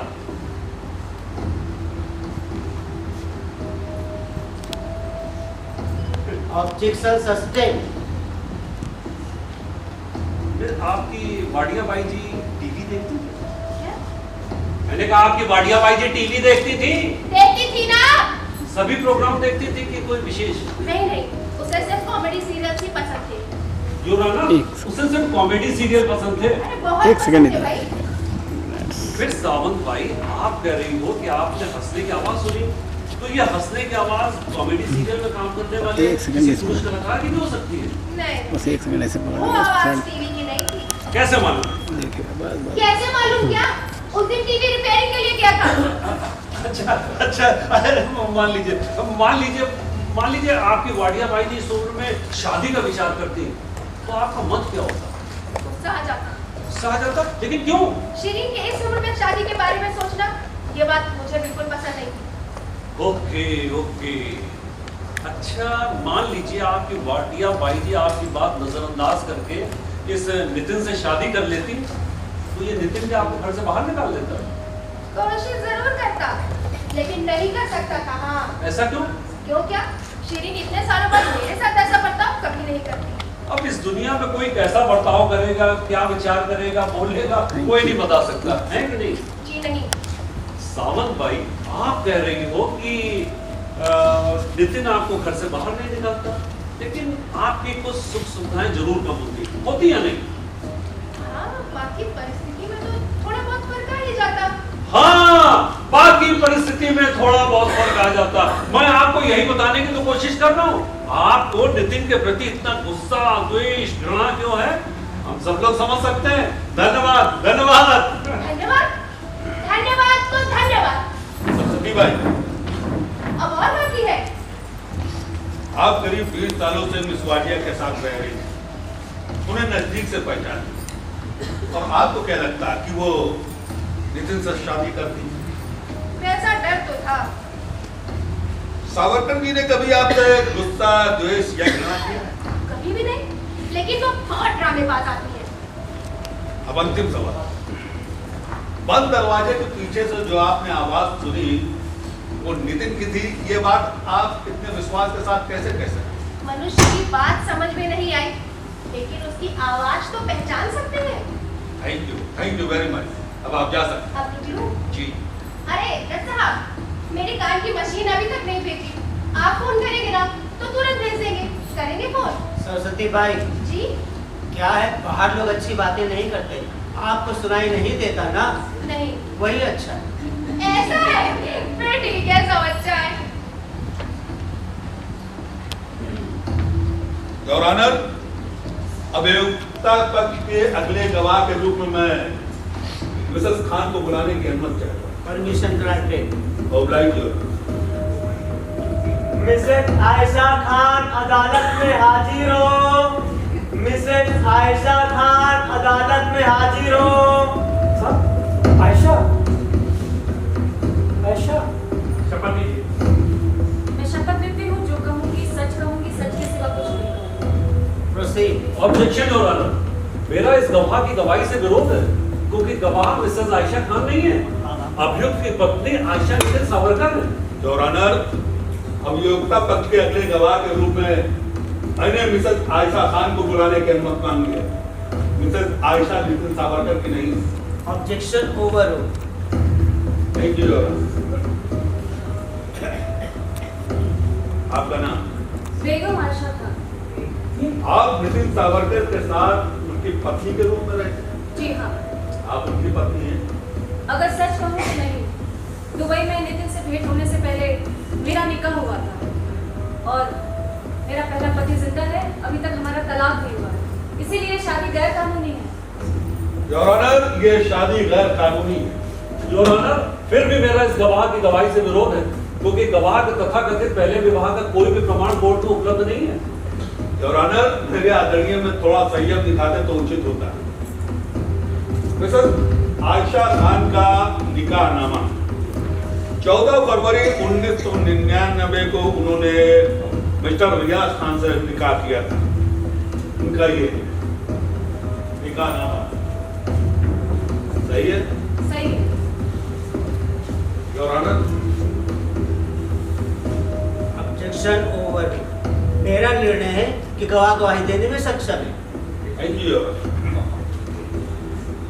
मिसेस खान, बताइए 14 जून को क्या हुआ? नितिन उस दिन 7:30 बजे घर से बाहर निकल गया। और आपके द्वारा पुलिस को दिए हुए बयान के अनुसार वो रात को 9:25 पर वापस आया, राइट? नहीं, नितिन जब घर वापस लौटा तो 10:10 पे। अरे नहीं, ये झूठ है। आयशा, तुम अच्छी तरह जानती हो कि मैं उस दिन लौटा था, 9:25 हुए थे। तुम किसके कह रहे थे, सब बोल रही हो? साइलेंस। मिस्टर नितिन सावरकर, यहाँ आपकी ओर से बोलने के लिए आपके वकील हैं, हीरानपति के बीच बोलना ठीक नहीं। अरे साहब पर ये क्या बोल रही है, मेरी समझ में नहीं आ रहा है। Silence, proceed. उसकी सांस फूली हुई थी, जैसे जैसे कहीं से भागता हुआ है। बहुत बेचैन था वो। घर पहुंचते उसने शर्ट निकाली और शर्ट की दोनों बाहियां बारीकी से जांचा था। फिर उसने उसका खून के धब्बे थे, फिर उसने मुझे उसे धोने को कहा। आपने उस खून के धब्बों के बारे में उनसे पूछताछ की? जी मैंने पूछा ना कि ये खून के धब्बे कैसे। फिर उसने क्या कहा? उसने कहा कि मैंने उसका कत्ल कर दिया। अरे ये सब झूठ है योर ऑनर, एक शब्द भी सच नहीं है। Silence, mister Nitin Khan. आयशा खान, आप क्या कह रही, इसका एहसास आपको है ना? जी मैं आपको सत्य बता दूं, यही आपकी अपेक्षा है ना? Yes, proceed. उसने क्या कत्ल किया, मतलब किसका? श्रीन वाडिया का। 14 जून को क्या हुआ? फिर उसके बाद उसने कहा कि मैंने उसका कत्ल कर दिया। उसने मुझसे कहा कि अगर कोई पूछे तो कहना कि हम 9:30 बजे घर पर ही थे। फिर उसने पूछा मुझसे कि मैंने उससे पूछा कि तुमने उसका कत्ल किया है, अगर ये बात पुलिस जान गई तो उस पर उसने हंस के कहा कि मैंने ऐसी व्यवस्था की है कि पुलिस को लगेगा ये सब चोरी का मामला है। और एक बात, वो बार बार मुझसे पूछ रहा था कि अगर कोई पूछे तो कहना हम दोनों 9:30 बजे घर पर ही थे। फिर उसके बाद पुलिस ने आपके बयान को नोट किया। उन्होंने आपसे पूछा कि रात के 9:25 पर सावरकर कहाँ था? जी पूछा ना। फिर आपने पुलिस को क्या जवाब दिया? मैंने कहा कि हम दोनों घर पर ही थे। मिसेस खान, फिर अब आप अपने बयान को क्यों बदल रही हैं? क्योंकि ये कोई मामूली गुनाह नहीं है, ये एक कत्ल का गुनाह है, एक दुर्बल अकेली स्त्री के कत्ल का गुनाह। अपने जिंदगी में कभी किसी का उसने बुरा किया होगा? सिर्फ इसे बचाने के लिए मैं झूठ नहीं बोलूंगी। ये बात सत्य है कि इसने मुझ पर बहुत उपकार किए हैं, मुझसे शादी की, मुझे इस देश में हमेशा के लिए वापस लाया, इसीलिए मैं इसके प्रति कृतज्ञ हूँ और इसीलिए इसने मुझे आज तक जो कहा मैं वो करती आई हूँ। क्योंकि आपको नितिन से प्रेम? नहीं, मेरा नितिन से कभी प्रेम नहीं था। मतलब शुरुआत में जब आरोपी ने अपने समर्थन में गवाही देने की बात कही तब आप कृतज्ञतावश तैयार हो गए, लेकिन बाद में आपको महसूस हुआ कि आप कुछ गलत कर रहे हैं। जी बिल्कुल सही, बिल्कुल सही। आपको ऐसा क्यों महसूस हुआ? क्योंकि वो कातिल है और कत्ल करते समय वो मेरे साथ है, ये कहना मुश्किल था। फिर आपने क्या करना तय किया? सच कहूँ तो मेरी समझ में नहीं आ रहा। फिर मैंने तय किया कि मैं सत्य ही कहूँगी। और सत्य यह है कि 14 जून के रात आरोपी नितिन सावरकर जब घर लौटा तो रात के 10:10 हुए थे। तब इसकी शर्ट के बाह पर खून के धब्बे थे और उसने आपको बताया कि उसने मिस वाडिया का कत्ल किया है, राइट? जी बिल्कुल सही। Thank you very much. Mrs Savarkar या बेगम आयशा रियाज खान, दोनों में से क्या थे? उससे कोई फर्क नहीं पड़ता। फर्क कैसे नहीं पड़ता? अभी भी इस देश में विवाह संस्था की ओर गंभीरता से देखा जाता है, फिर भी आपने दुबई में अभियुक्त से विवाह करते समय झूठा बर्ताव किया, झूठ बोली, यहाँ तक कि अपनी पहली शादी पहले पति की जिंदा होने की सत्य स्थिति अभियुक्त से छुपा के रखी। मुझे उसे सत्य कहना मूर्खता नहीं होती, मुझे इस देश में हमेशा के लिए वापस आना था, इसलिए मैंने नितिन से शादी की ना। लेकिन आपने झूठ बोला। जी मैंने झूठ बोला। खान, आप पर अभियुक्त का पूरा विश्वास था। जी उसका पूरा विश्वास था। फिर भी आपने उसके साथ झूठ बोला, यहाँ तक कि दुबई के विभाग के संदर्भ के अथॉरिटीज के साथ भी झूठ बोला। मुझे उनसे सत्य छुपाना जरूरी था। आपने झूठ बोला, हाँ या ना? जी मैंने झूठ बोला। विवाह के समय ली हुई शपथ, एक दूसरे के साथ जिंदगी बिताने की ली हुई शपथ, सब कुछ झूठ। एक अर्थ में सब कुछ झूठ था। सच कहें तो नितिन ने आपसे विवाह कर आप पर एहसान किया मिसेस खान। आप ऐसा कह सकते हैं। ऐसा होते हुए भी आप यहाँ उसके विरोध में गवाही दे रही हो। मुझे ऐसा लगता है कि मुझे सत्य ही कहना चाहिए। ये सच? अरे सच तो ये है कि 14 जून के दिन अभियुक्त नितिन सावरकर अपने खुद के घर में था। सच ये है कि आपकी गवाही बिल्कुल झूठी है। सच ये है कि आप किसी कारणवश अभियुक्त से अपना प्रतिशोध ले रही हो। नहीं, ये बिल्कुल सत्य नहीं है। आपको एहसास भी है आप जो कुछ बोल रही हो सब शपथ लेके बोल रही हो? जी मैं जानती हूँ। देखिए मिसेस खान, अगर आपको अभियुक्त के बारे में अपनापन महसूस नहीं हो रहा तो ये आपकी अपनी सोच है, हम उस पर आक्षेप नहीं ले सकते, लेकिन ध्यान रहे कोर्ट में झूठी गवाही देने के गंभीर परिणाम भुगतने पड़ते हैं। Objection your honour. मेरे आदरणीय मित्र गवाह को धमका रहा है ऐसा मैं कहता, लेकिन उससे आगे बढ़कर गवाह जब केवल सत्य कहने का प्रयास कर रहा है तब उसके विपरीत प्रयास करते हुए उसके सख्त वचन का अवहेलना कर रहे हैं। Yes, you are right advocate Paranjpe, आपका मुद्दा सही है, लेकिन ये कथित है, इसलिए बचाव पक्ष को ज्यादा सहूलियत दे सकता। एडवोकेट करने यू के प्रोसीड। Oblige your honour. हाँ तो मिसेस खान, आपके पुलिस को दिए मूल बयान के अनुसार अपने हाथ बल काटते समय कटी और शर्ट पर खून के धब्बे। हाँ मैंने कहा था, लेकिन वो सत्य नहीं था। फिर आपने झूठ क्यों अरे कहा? मुझे जैसा नितिन ने कहा वैसा कहना पड़ा। आपने पुलिस को छुरी निकाल के दिखाई? नितिन ने जब खून के धब्बे देखे तो उसने जानबूझकर छुरी से जख्म कर लिया था। अरे साहब, ये सरासर झूठ बोल रही है। कड़े साहब मेरी बात सुनिए। Nitin keep quite. सर मेरी बात सुन लीजिए please. Nitin keep quiet. Sorry your honour. हाँ तो मिसेस खान, आप कबूल करती हैं कि आपने पुलिस से झूठ बोला? जी, मैं कबूल करती हूँ कि मैंने पुलिस के साथ झूठ बोला, लेकिन आप कबूल करती हैं कि आपने नितिन से भी झूठ बोला? जी, मैं नितिन से भी झूठ बोलती आ रही हूँ। मिसेस खान, आपकी सारी गवाही झूठी है। सवाल यह है कि आप कब झूठ बोल रही थी? आपकी दोनों गवाहियों में से कौन सी गवाही मान्य होगी, इसका निर्णय मेहरबान कोर्ट ही करेगा। Thank you Mrs Khan. Mrs Khan, मैं आपसे एक बार फिर पूछता हूँ कि आपने अभी तक जो गवाही दी केवल वही सत्य है? जी, केवल वही सत्य है। Thank you your honour. अभियोक्ता पक्ष की ओर से सभी आवश्यक तथ्य रखे गए, इसके सिवा मुझे कुछ नहीं कहना। आप जा सकते हैं। Advocate Karni. Yes your honour. आपको कुछ कहना है? Yes your honour. Proceed. Your honour, अब ये केस अभियुक्त को गुनहगार साबित करने में सक्षम हो गया और उसका पक्का आधार है परिस्थिति जन्य प्रमाण। पुलिस और बाकी एक्सपर्ट्स के द्वारा आपके सामने सभी प्रमाण प्रस्तुत किए गए। मुझे उसके बारे में कुछ नहीं कहना, लेकिन दूसरी ओर उन दोनों औरतों की गवाही, मेहरबान कोर्ट को लगता है कि इनकी गवाही निर्मल मन से दी गई है या उसमें पूर्वाग्रह नहीं है। हम एक उदाहरण लेते हैं। सरस्वती बाई सावंत को पहली वसीयत के मुताबिक करीब 5 करोड़ रुपए की जायदाद मिलने वाली थी, लेकिन ये नितिन वो वसीयत बदलने का कारण बन गया, वो भी अनापेक्षित। अब दूसरी औरत, जिसे चाहे मिसेस खान कहें या मिसेस सावरकर, जिन्होंने दुबई में अपने स्वार्थ के लिए अभियुक्त को अपने झूठे प्रेम की शादी के जाल में फंसाया, अपनी पहली शादी पहले पति के जिंदा होने की सत्य स्थिति अभियुक्त से छुपा कर रखी, अब यहाँ कोर्ट में घोषित कर रही है उन्हें अभियुक्त से प्रेम नहीं है। योर ऑनर, इस औरत को अपने निजी स्वार्थ के आगे दीन दुनिया से कुछ भी लेना देना नहीं है। क्या मेहरबान कोर्ट ऐसी औरत की गवाही को भरोसा करेगा? और इसीलिए सिर्फ सत्य को सामने लाने के लिए मैं अभियुक्त से कुछ प्रश्न पूछने की अनुमति चाहता हूं। नितिन सावरकर, आप गवाही देना चाहते हैं? Yes sir. प्रोसीड।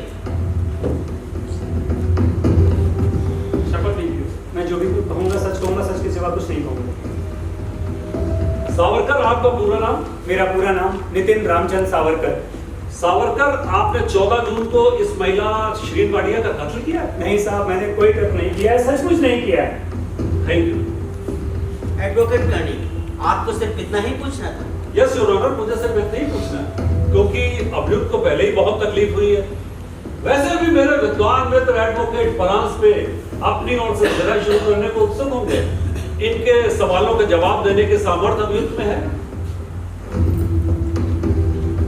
एडवोकेट परांज पे आप जिना शुरू कर सकते। यस।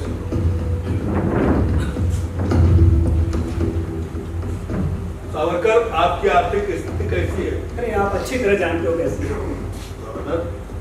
अभियुक्त को आदेश दिया जाता है कि पूछे गए प्रश्न को उत्तर ढंग से दिए जाए। I am sorry sir, sorry. Savarkar, मैं आपसे एक बार फिर पूछता हूँ, आपकी आर्थिक स्थिति कैसी है? देखिए साहब, मेरे पास इस समय कोई जॉब नहीं है। अर्थात आपकी मासिक आय शून्य है, राइट? जी सही है। मिस वाडिया की अमीरी की जानकारी आपको पहली बार कब हुई? कि मैं पहली बार मिला था, मुझे ये सब कुछ भी नहीं पता। हो सकता है, लेकिन पहले ही मुलाकात में आपको ये जानकारी हो गई और आपने उनसे दोस्ती करना तय किया, राइट? हो सकता है, लोग ऐसा सोच सकते हैं। हो सकता है या नहीं? कैसे बताऊं आपको मैं? कैसे भी, लेकिन बताइए। देखिए, एक मनुष्य के रूप में मुझे वो अच्छी लगी, पर हमारी दोस्ती में धन का कोई संबंध नहीं था। सावरकर, अगर मिस वाडिया गरीब होती तब क्या आपने उनसे इतनी गहरी दोस्ती की होती? बिल्कुल नहीं, ये बात जचती नहीं, क्योंकि जिस आदमी की मासिक आय शून्य है, उस आदमी कैसे पिता जगते थे। अच्छा ये बताइए, आपको नौकरी से क्यों निकाला है? देखिए साहब, मुझे नौकरी से निकाला नहीं गया था, वो नौकरी मैंने छोड़ दी। हो सकता है कि ये बात जचती है, क्योंकि लगता है आपको नौकरी पसंद नहीं, इसीलिए आपने तय किया जो विषय, जो काम पसंद है उसके साथ जुड़ा जाए, और उसके ही एक हिस्से के रूप में आपने मिस वाडिया जैसी अमीर और एकाकी महिला से दोस्ती की, राइट? साहब, मिस वाडिया बहुत अच्छी थी, अब अच्छे लोगों के साथ दोस्ती करना भी क्या गलत है? सावरकर, आप मिस वाडिया को उनके आर्थिक व्यवहार में मदद करते थे, ये सच है? जी सच है।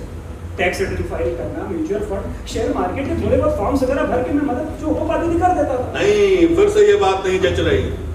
गाड़ियां ठीक करने वाला मामूली मैकेनिक टैक्स रिटर्न के मुश्किल फॉर्म कुशलता से सबमिट करता है, और योर ऑनर, सरस्वती बाई के कहने के अनुसार मिस वाडिया को आर्थिक व्यवहार अच्छी तरह से मालूम थे। पर साहब, शिरीन ही कहती थी कि वो ठीक से नहीं कर सकती। शिरीन कहती थी क्या?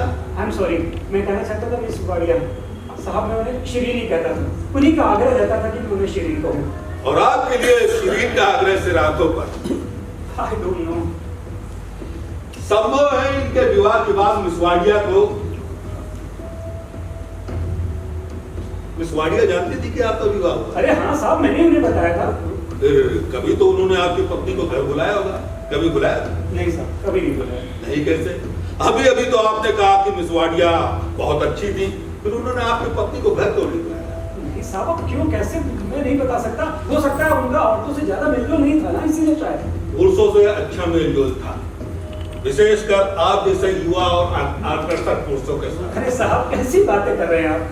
सावरकर, आप बता रहे हैं मिस वाडिया का औरतों से अच्छा मेलजोल नहीं था, लेकिन हम देखते हैं कि मिस वाडिया और सरस्वती बाई दोनों पिछले 20 सालों से बहुत ही अच्छी तरीके से एक साथ रह रहे हैं। मिस वाडिया का आपके पत्नी को कभी भी घर न बुलाए जाने के उनके कुछ निजी कारण हो सकते हैं, उसके बारे में बाद में विचार करते हैं। तात्पर्य यह है योर ऑनर कि मिस वाडिया ने इनकी पत्नी को अपने घर कभी नहीं बुलाया। ठीक है, उन्होंने नहीं बुलाया, लेकिन आप तो अपनी बेगम साहिबा को लेकर जा सकते थे, कभी गए? नहीं साहब, कभी नहीं। क्यों? क्योंकि शिरीन को गलतफहमी हुई थी कि मेरा और मेरी पत्नी का रिश्ता ठीक नहीं है। और वो गलतफहमी उन्होंने अपने आप कर ली होगी, क्योंकि ऐसी गलत जानकारी आपको दे दी। हाँ बिल्कुल सही कह रहे हैं साहब, उन्होंने अपने आप ही सोच लिया था। इसका एक कारण हो सकता है सावरकर, उस वाडिया के मन में आपके लिए आकर्षण है। जी सही है। सही कह रहे हैं। सही है साहब, जैसे माँ अपने बच्चे के लिए पजेसिव होती है, वैसे शिरीन मेरे लिए पजेसिव थी। बिल्कुल माँ जैसी, मतलब? देखिए साहब, जैसे माँ अपने बेटे को बहू से दूर रखना चाहती है, वैसे ही। मतलब आपके इन संबंधों से नहीं, मतलब मिस वाडिया और आपके संबंधों को वात्सलपूर्ण कह सकते हैं। अरे साहब, वात्सलपूर्ण ही तो थे। ठीक है, तो इस वात्सलपूर्ण संबंधों से ही आपको कुछ आर्थिक प्राप्ति होगी, ऐसा कभी आपने अपेक्षा नहीं की थी साहब? की थी।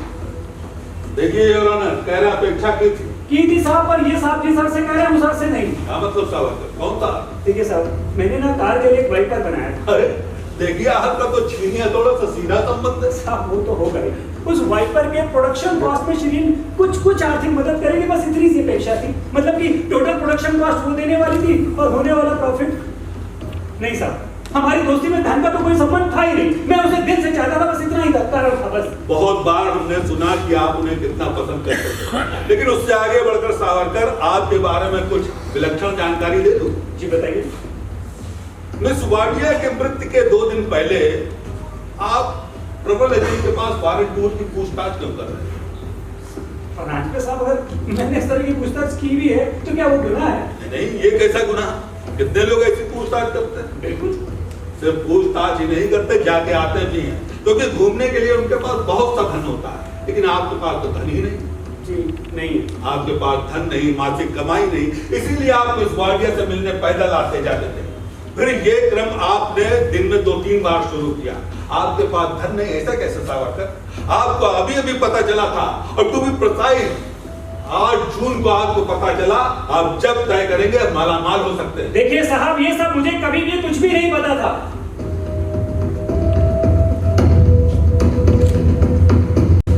अरे ये तो साहब, मैं 2 दिन पहले ही रास्ते से जा रहा था, अब सामने एक ट्रैवल एजेंट के शोकेस में मैंने कुछ पोस्टर्स देखे, बीचेस, पेड़, रोशनाई, कैसीनोज, नाइट क्लब्स।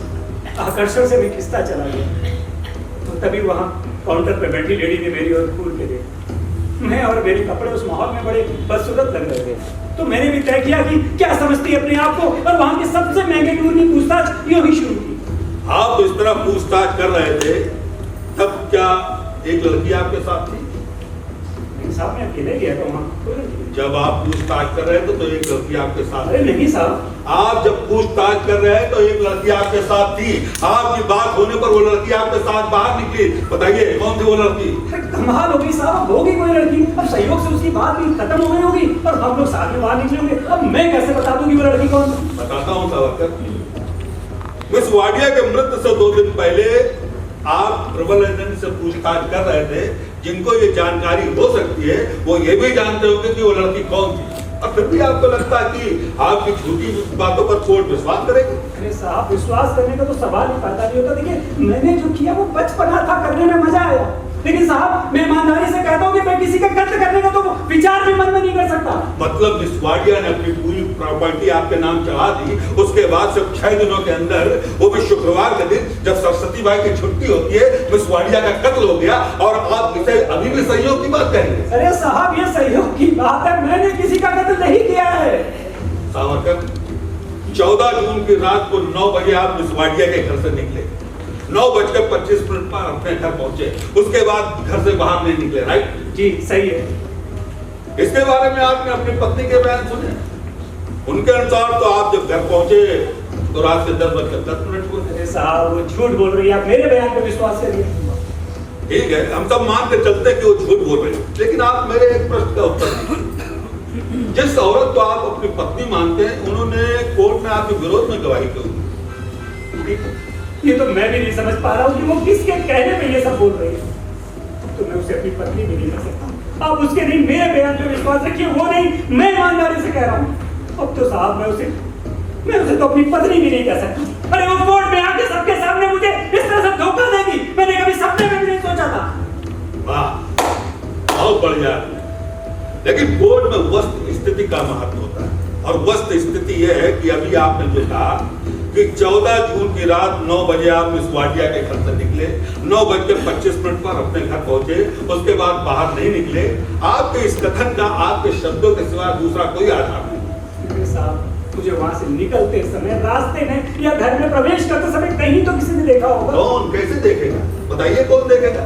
उसके लिए आपको रास्ते पर होना जरूरी होता है ना सावरकर? क्या कहना चाहते हैं साहब, आप क्या कह रहे हैं? सावरकर, मिस वाडिया के घर से आपके घर तक के सभी दुकानदार और फेरी वालों को आपकी फोटो दिखाने की पुलिस ने व्यवस्था की थी। उनमें से किसी भी दुकानदार या फेरी वाले ने फोटो वाले व्यक्ति की पहचान नहीं की, सिवाय आपकी पत्नी के। और उनका कहना है कि आप जब घर पहुंचे तो रात के 10:10 थे।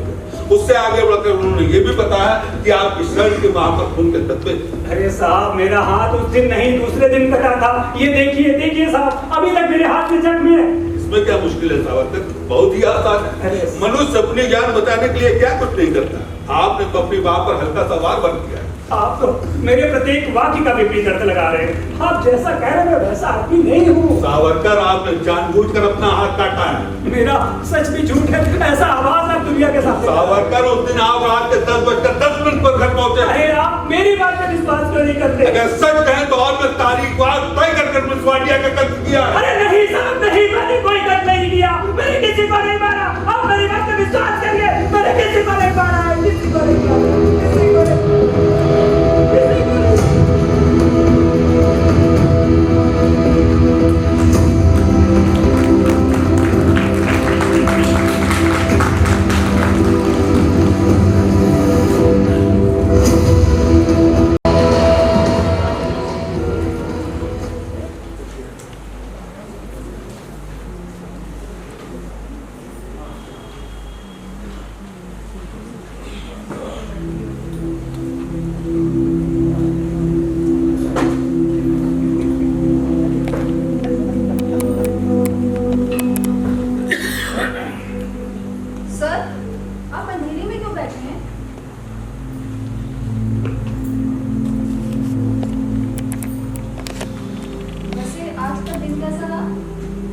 बहुत ही बुरा।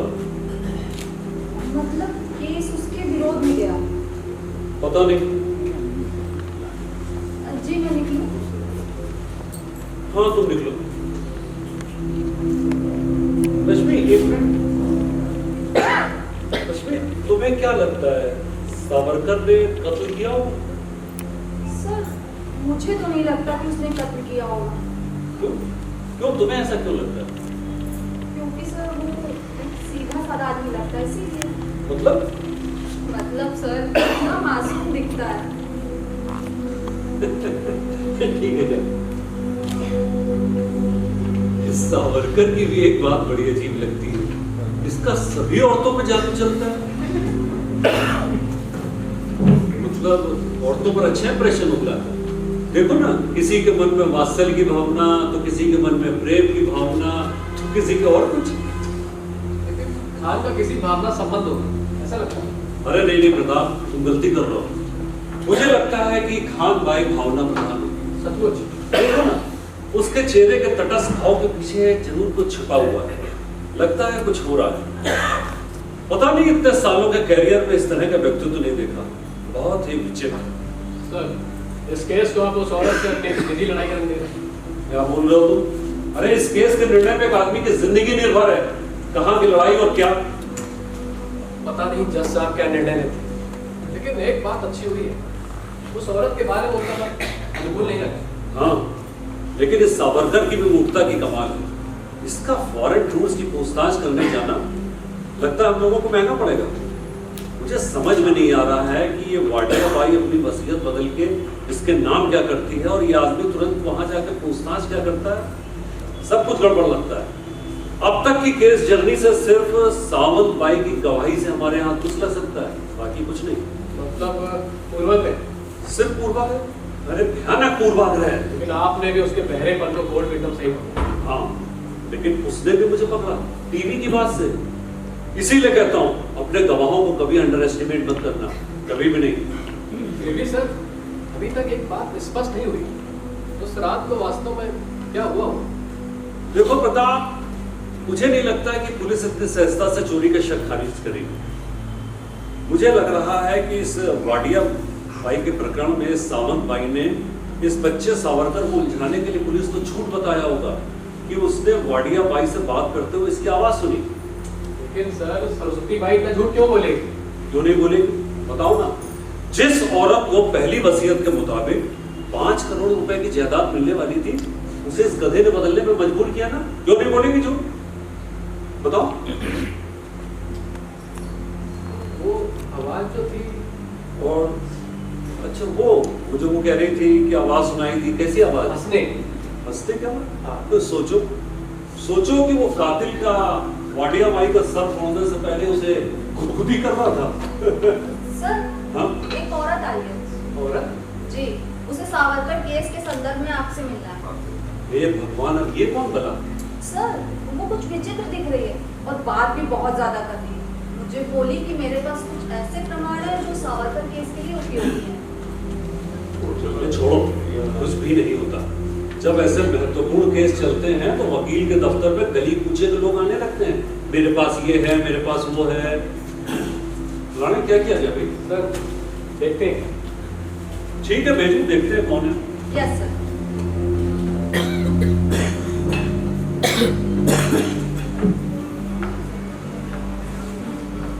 तो भाई क्या काम है?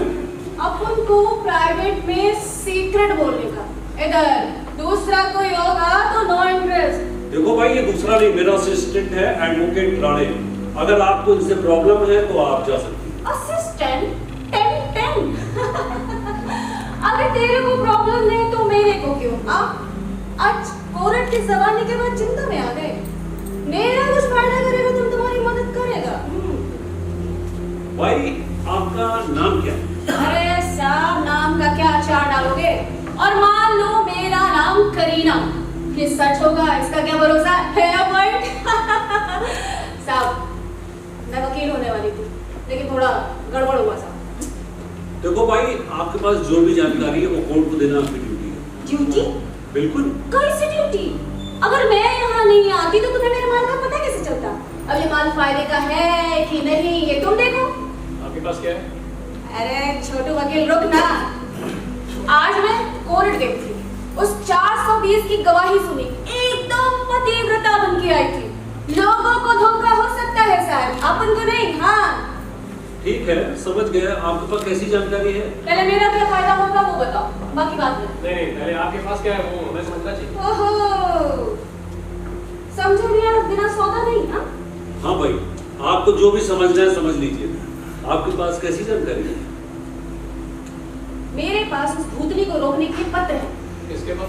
अरे उसी के, आपके बेरहम शाह खान के।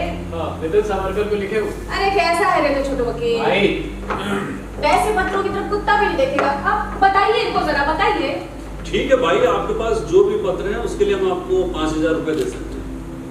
ठीक है, वैसे पत्रों के लिए सिर्फ 5,000 रुपए। ठीक है, सावरकर को निर्दोष सिद्ध करने वाला अगर एक भी पत्र मिल जाता है तो 10,000 दे देंगे, इससे ज्यादा नहीं। कबूल? अरे जाओ साहब, तुम कुछ नहीं समझता, मैं जा रही। 15,000। ओ, बोली बढ़ गई। देखना साहब, इन पत्रों से वो चिकना छूटेगा और वो भूतनी भटक जाएगी। तब याद करना साहब। हाँ एक हाथ ले, एक हाथ दे दे। नहीं नहीं नहीं, मेरा खातर जमा होना चाहिए, फिर पैसे दूंगा। अच्छा, खातर जमा किए बगैर सौदा नहीं। लीजिए।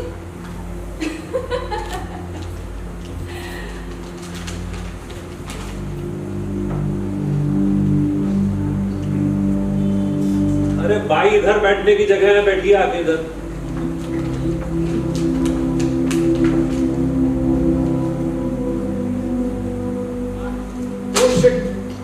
तो भाई, ये पत्र आपको कहाँ मिले? साहब वो मत पूछना, काम का है तो माल निकालो। अरे रुक जाइए 1 मिनट। अरे साहब बोनी का टाइम है। भाई, मैं एक काम करता हूँ।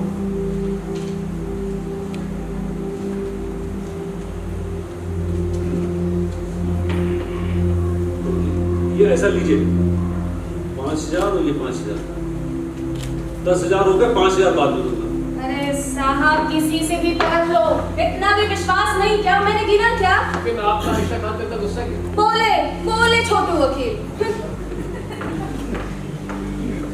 देखो, तुम भी देखो। ये उस औरत ने? नहीं, उसके यार ने, शकील ने। पहले मेरा और शकील का लब था। अरे ये औरत बीच में घुस गई, पीछे ही पड़ गई, और ये नालायक साला उस पर फिदा। अरे दोनों छिप छिप कर मिलते थे। धीरे धीरे मैं सब समझ गई। बहुत राड़ा किया साहब, एक दिन रंगे हाथों पकड़ा, बहुत बोली साहब। उससे ज्यादा तो उस औरत को साहब, वो तो मर्द था, लेकिन वो तो औरत थी ना। अपना पति जिंदा तो दूसरे की थाली में मुंह क्यों मारने का? आदत थोड़ी साली थी, इसीलिए गालियां दी, इसीलिए से गुस्सा आया और छुरी से मेरा चेहरा जख्मी कर दिया। शुक्र है मैं बच गई। ऊपर से कहता है, अब देखता हूँ कौन यार मिलता है तुझे। तो भाई, आपको फिर पुलिस में जाना चाहिए था, क्यों नहीं गई? अरे साहब मैं उसमें से नहीं हूँ। पुलिस पर डालकर हाथ पर हाथ रखकर बैठने वालों में से नहीं। मैंने तय किया कि इसका बदला मैं खुद लेगी। अरे कब से नजर रखी थी, तब जाकर ये पत्र हाथ लगे। भगवान के घर देर है अंधेर नहीं साहब, दिखा दो उसकी जगह। ठीक है भाई, 1 मिनट। ओहो, मेरे पत्रों की कीमत नहीं, लेकिन मेरे जख्मों की कीमत हो गई। ठंकू साहब, धनंजय साहब, वकील साहब, दे दो फेरे में चुम्मा। अरे साहब, इसमें आपका क्या दोष?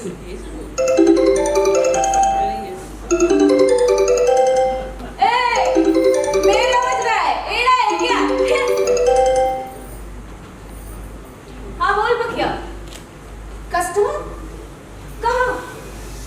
5 स्टार। अरे जरा ऊंचा बोल रे। नेटवर्क नहीं, सिग्नल। अरे बाहर चलो भाई, बाहर जाके बात करो। हाँ बोल। सर, इन पत्रों के मैं अच्छे से जांच कर लीजिए। अरे वो सब कुछ होगा प्रताप, लेकिन उतना काफी नहीं है। उस औरत पर हमला करने वाले शकील का आता पता उससे मिल जाता। हेलो रश्मि, उस औरत की फोन पर बात खत्म हुई होगी तो उसे तुरंत अंदर भेज दो। क्या? ऑफिस के बाहर निकल गई? अरे तो तुम क्या कर रही हो? अरे तुम नीचे जाओ, दौड़ के उसके पीछे, और उससे बोलो कि साहब ने 5 मेडिकल को लाया, अर्जेंट काम है। या तो साहब और पैसे देने वाले हैं। चली गई सर। मुझे नहीं लगता ये औरत अपने हाथ लगेगी। क्यों? अरे इसे सोच समझ कर प्लान बनाया होगा। इसे जरूर शकील से डर लगता हो। देखो, इस औरत के लिए हम पुलिस प्रोटेक्शन भी मांग सकते हैं। अरे कब तक? आज नहीं तो कल उस पर हमला भी कर सकता है। अब किया भी क्या जा सकता है? कुछ सबूत तो हाथ लग गए। देखते हैं कि इसके आधार पर नितिन को बचा सकते हैं, नहीं तो केस हाथ से निकल रहा।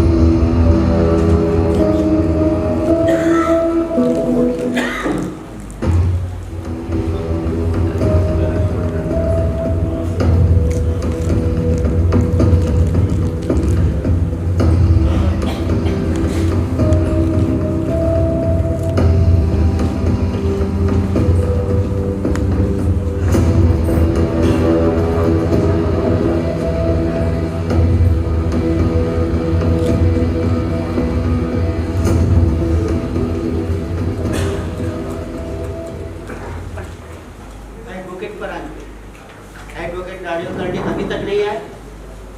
Yes your honour. Okay, you may proceed. Your honour, मेरे पहले कथन के अनुसार अभियोजक पक्ष के सभी आवश्यक तफसील रखे गए। बचाव पक्ष की गवाही अभियुक्त के बयान के साथ पेश की गई। इस केस का निष्कर्ष क्या होगा, ये बात सूर्य प्रकाश की तरह स्पष्ट है। मेरी आपसे विनती है कि इस केस का जल्द से जल्द। We are extremely sorry, Your Honor, for being late. कल शाम को इस केस की सुनवाई स्थगित होने के बाद मेरे हाथ को चकित करने वाले प्रमाण लगे हैं, इसलिए गवाह आयशा खान को दोबारा बुलाने की जरूरत है। आपकी अनुमति चाहिए। एडवोकेट कर्णी, चकित करने वाले प्रमाण आपके हाथ कब लगे? योर ऑनर, मेरे सम्मानीय मित्र के इस मांग पर मेरा ऑब्जेक्शन है। एडवोकेट पराग, आपका पक्ष सुन बिना मैं निर्णय घोषित नहीं करूंगा। उतना अनुभव मुझे है। योर ऑनर, इस तरह के महत्वपूर्ण केस में बिल्कुल अंतिम समय में कुछ इस तरह के प्रमाण हाथ में लग जाते हैं कि न्याय की दृष्टि से उन्हें स्वीकारना सिर्फ उपयुक्त ही नहीं आवश्यक हो जाता है। मेरी इस बात के सबूत के रूप में 3 उदाहरण देने की परमिशन चाहिए। Permission granted. योर ऑनर, सन 1961 में महाराष्ट्र शासन के विरुद्ध हुमायूं पटेल, सन 1967 में महाराष्ट्र शासन के विरुद्ध शैलेंद्र साहब और सन 1983 में महाराष्ट्र शासन के विरुद्ध प्रमिला अयंगर। इन तीनों केसेस में इस तरह के प्रमाण स्वीकारने पड़े। ठीक है, अयंगर केस मुझे अच्छी तरह से वापस कहने की जरूरत नहीं। Thank you. एडवोकेट पराग, अब बताइए आपको कुछ कहना है? योर ऑनर, सिर्फ अपवादात्मक परिस्थिति में इस प्रकार के प्रमाणों को स्वीकार कर सकते हैं, लेकिन परिस्थिति निर्विवाद अपवादात्मक होनी चाहिए। मेरे आदरणीय मित्र जिस बात का जिक्र बार बार कर रहे हैं, वो चकित करने वाला प्रमाण क्या है मुझे नहीं मालूम। योर ऑनर, मेरे पास कुछ पत्र हैं आयशा खान के, उनके अपने हस्ताक्षर किए हुए। एडवोकेट करने मुझे वो पत्र देखने पड़ेंगे। Sure your honour. Your honour, अब मुझे 1981 का वो केस याद आ रहा है, महाराष्ट्र शासन विरुद्ध बालकृष्ण आचरेकर। क्या? महाराष्ट्र शासन विरुद्ध बालकृष्ण आचरेकर। ये केस 1981 का नहीं बल्कि 1982 का है। उस समय मैं ही था सरकारी वकील। मुझे अच्छी तरह से याद है, उस समय आपने भी विरोध जताया था और मेहरबान कोर्ट ने इसकी मंजूरी दी थी। योर ऑनर, वकील महाशय, निरुपाय कर मुझे कहना पड़ रहा है कि आपकी स्मरण शक्ति आपका साथ नहीं दे। उस समय शेख साहब ने मेरे विरोध को रिजेक्ट किया था। Thank you your honour. Objection overruled. Advocate करने, अगर वो पत्र असली है तो इससे आगे कोर्ट में गंभीर समस्या आएगी। आप गवाह को बुला सकते हैं। Permission granted. Mrs Ayesha Khan अदालत में हाजिर हो। मिसेस आयशा खान अदालत में हाजिर हो।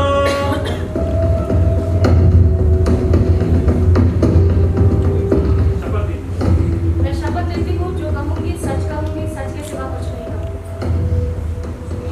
मिसेस खान, आपने शपथ ली है, आपको इसका एहसास होगा? जी हाँ। आपने सच कहने की शपथ ली है, आपको इसका एहसास होगा? जी मैं जानती हूँ। आप मुझे बताइए, आप शकील नाम के आदमी को जानते हैं? हाँ? मैंने कहा आप शकील नाम के किसी आदमी को जानती हो? नहीं, मैं शकील नाम के किसी आदमी को नहीं जानती। आपको पूरा विश्वास है? हाँ हाँ, मैं शकील नाम के किसी आदमी को नहीं जानती। आश्चर्य, नाम इतना कॉमन है कि आजू बाजू में एक आध शकील हो सकता है। एक मिनट, जब मैं दुबई में थी तब मैं शायद किसी शकील को जानती होंगी, लेकिन अब उसका नाम याद रखना जरूरी नहीं है। आप जो कह रही ठीक है, मगर मेरे पास 17 जून का एक पत्र है। ये क्या है आपके हाथ में? आपका शकील को 17 जून को लिखा हुआ खत मेरे पास है।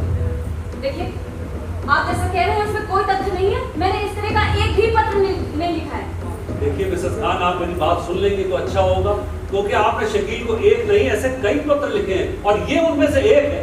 ये झूठ है, ये साफ झूठ है। मिसेस खान, आपके और शकील के बहुत ही नजदीकी संबंध दिखाई दे रहे हैं। अरे नहीं घड़ी साहब, उस पे ऐसे गंदे इल्जाम मत लगाइए प्लीज। साइलेंट, अब ये तो चुप बैठना उसके हित में, अन्यथा कोर्ट एक्शन ले सकती है। Sorry sir. Savarkar, did you hear this? Are you sure? हाँ तो मिसेस खान, आपके इन पत्रों में जो कुछ लिखा है उसके बारे में एक सभ्य और सुसंस्कृत मनुष्य के रूप में मुझे कुछ बोलना नहीं था, लेकिन इस केस की दृष्टि से जो एक महत्वपूर्ण पत्र है, मैं उसमें से एक का यहाँ वाचन करूंगा।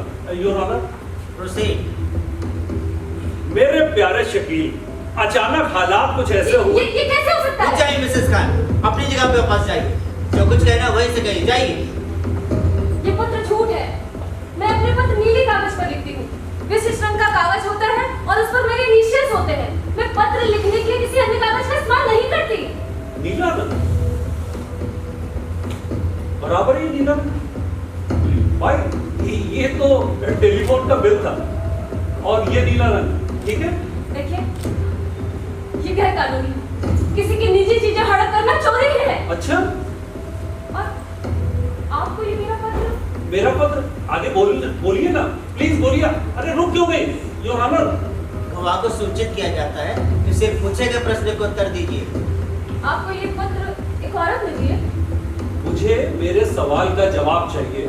आपने शकील नाम के व्यक्ति को यह पत्र लिखा या नहीं? नहीं, ये झूठ है। ये मेरे खिलाफ रचा हुआ षड्यंत्र है। षड्यंत्र? बिल्कुल। षड्यंत्र आपने रचा है, क्योंकि आप लगातार झूठ बोल रही हैं, क्योंकि यह पत्र। ये झूठ है। आप जैसा कह रहे हैं, मुझे वैसा खत लिखने की कोई जरूरत नहीं थी। जरूरत थी, क्योंकि आपको एक साथ स्वतंत्रता और निजी सुख की ओर ले जाने वाला रास्ता मिल गया था, और इसके लिए एक बेकसूर की बलि चढ़ाने में आपको कोई इच्छा नहीं है। आपने इन पत्रों में अभियुक्त के हाथ में किसी जख्म की बात का रसपूर्ण वर्णन किया है। नहीं, मैंने अपने पत्र में ऐसा नहीं लिखा है। मैंने अपने पत्र में नितिन फल काट रहा था तब उसका हाथ कट गया, ऐसा स्पष्ट लिखा है। Thank you Mrs Khan. आपने मेरे पत्र पढ़ने से पहले पत्र में लिखी हुई बात आपको याद आ गई, और ये बात आप मेहमान कोर्ट के सामने कबूल कर रही हैं। Thank you Mrs Khan. मुझे चक्कर आ रहा है। अरे अब तो सब कुछ होगा। मैं सच कह रही हूँ, मेरी सांस फूल रही है। मुझे जाने दीजिए। घड़ी साहब, ये सब रोक दीजिए। देखिए, ये कोर्ट है, आप कहीं नहीं जा सकते। रुक जाइए। मुझे जाने दीजिए, प्लीज मुझे छोड़ दीजिए, प्लीज मुझे जाने दीजिए। पूरा पत्र पढ़ लीजिए। जी योर ऑनर।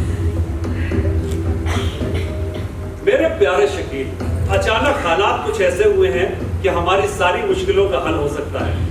अब मैं तुम्हारे काम में हाथ बटाने आ सकती हूँ, लेकिन तब तक मुझे तुम्हें किसी भी खतरे से महफूज रखना है। याद है मैंने तुम्हें बताया था एक बूढ़ी औरत के बारे में, उसका खून हुआ है और उस खून का इल्जाम नितिन पर लगाया जा रहा है। असल में उस कत्ल की रात 9:30 बजे नितिन मेरे साथ ही था, लेकिन ये बात सिर्फ मैं ही साबित कर सकती हूँ। मैं ये भी तो कह सकती हूँ कि खून नितिन ने ही किया है। मैं ये भी कह सकती हूँ कि नितिन देर से घर आया और उसके हाथ खून से रंगे थे, क्योंकि मेरे पास खून के धब्बों वाली नितिन की एक शर्ट है जो मैं सबूत के तौर पर अदालत में पेश कर सकती हूँ। दरअसल उसका हाथ दूसरे दिन फल काटते समय कट गया था, लेकिन अब मैं ये मौका हाथ से जाने नहीं दूंगी। अब मैं उसकी वफादार बीवी का नाटक करते करते तंग आ चुकी हूँ। अगर नितिन को खून के इल्जाम में सजा होगी तो मैं तुम्हारे पास हमेशा के लिए आऊंगी और तुम्हारी ही बन के रहूंगी, मरते दम तक तुम्हारी और सिर्फ तुम्हारी ही। Ayesha, your honour. Mrs Khan, आपने ये पत्र ठीक से सुना? इस पत्र के बारे में आप कुछ कहना चाहती हैं? आयशा, उनको बता दो कि ये सब झूठ है। अरे मैं तुम पर विश्वास करता हूँ, उनमें से एक भी पत्र तुमने नहीं लिखा है। हे मूर्ख मनुष्य, तुम अभी भी नहीं समझ सकते? ये पत्र मैंने ही लिखे हैं। एडवोकेट परांजपे, आप गवाह से पूछना चाहते हैं? Yes your honour. मैं आपके किसी भी प्रश्न का जवाब नहीं दूंगी। आप मुझे कितना भी परेशान करो, मैं शकील के बारे में कुछ नहीं बताऊंगी। प्लीज मुझे जाने दो, प्लीज मुझे जाने दो। योर ऑनर, गवाह की मानसिक स्थिति को देखते हुए इनकी गवाही स्वीकार नहीं होनी चाहिए। ओह क्या बात है। एडवोकेट पर आते गवाह को शपथ लेकर गवाही देने का मत एडवोकेट कर्णिक ने समझाया था। Yes your honour. मुझे खेद के साथ कहना है मिसेस खान कि आपने अपने कथित पति नितिन सावरकर को बचाने के लिए शपथ लेकर अदालत में झूठी गवाही दी, अदालत को गुमराह करने का प्रयास किया। आपके खिलाफ वाद दाखिल किया जाएगा। अब मैं महाराष्ट्र शासन विरुद्ध नितिन सावरकर इस केस का निर्णय घोषित करता हूँ। अभियोजक और बचाव पक्ष द्वारा प्रस्तुत तमाम साक्ष्य, दोनों पक्षों की गवाही और बयान, साथ ही मुकदमे के दौरान प्रस्तुत किए सभी तथ्यों का अध्ययन अवलोकन करने के बाद अदालत इस निष्कर्ष पर पहुंची है कि अभियुक्त श्री रामचंद्र सावरकर को उनकी कथित पत्नी मिसेस आयशा खान ने साजिशन फंसाने का प्रयास किया। अदालत में झूठी गवाही देने पर मिसेस आयशा खान के खिलाफ मैं आईपीसी की धारा 191-193 के तहत वाद दर्ज करने का आदेश देता, जबकि अभियुक्त नितिन सावरकर पूर्णतः निर्दोष करार देते हुए ये अदालत उनको बाइज्जत बरी करती है। साथ ही अदालत विश्वाडिया की मौत की जांच आगे जारी रखने के लिए पुलिस को आदेश देती है। The court is adjourned.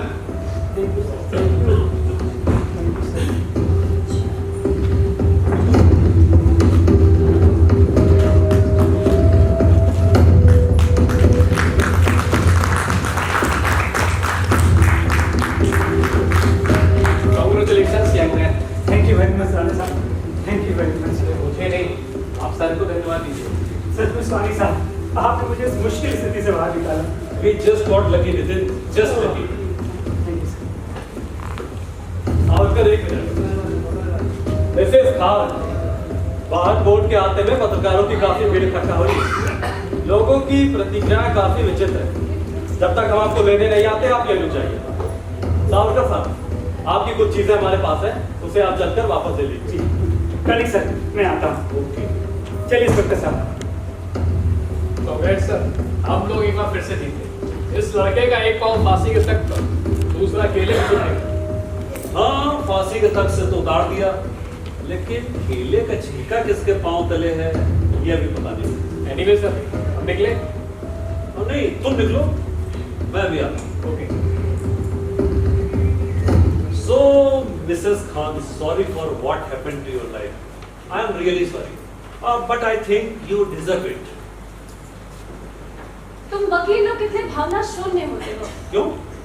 गवाह से जिरह देते वक्त उसकी भावना की जरा भी कदर नहीं करते। अच्छा, आपसे जिरह की इसलिए आपसे माफी मांगनी चाहिए। नहीं, बिल्कुल नहीं। मुझे आपकी जिरह का जरा भी दुख नहीं हुआ। आपने जिस तरह मुझ पर कीचड़ उछाले, मुझ पर गलत आरोप लगाए, उसका भी मुझे दुख नहीं हुआ। दूसरी ही बात का दुख हुआ और आखिर में रो पड़ी।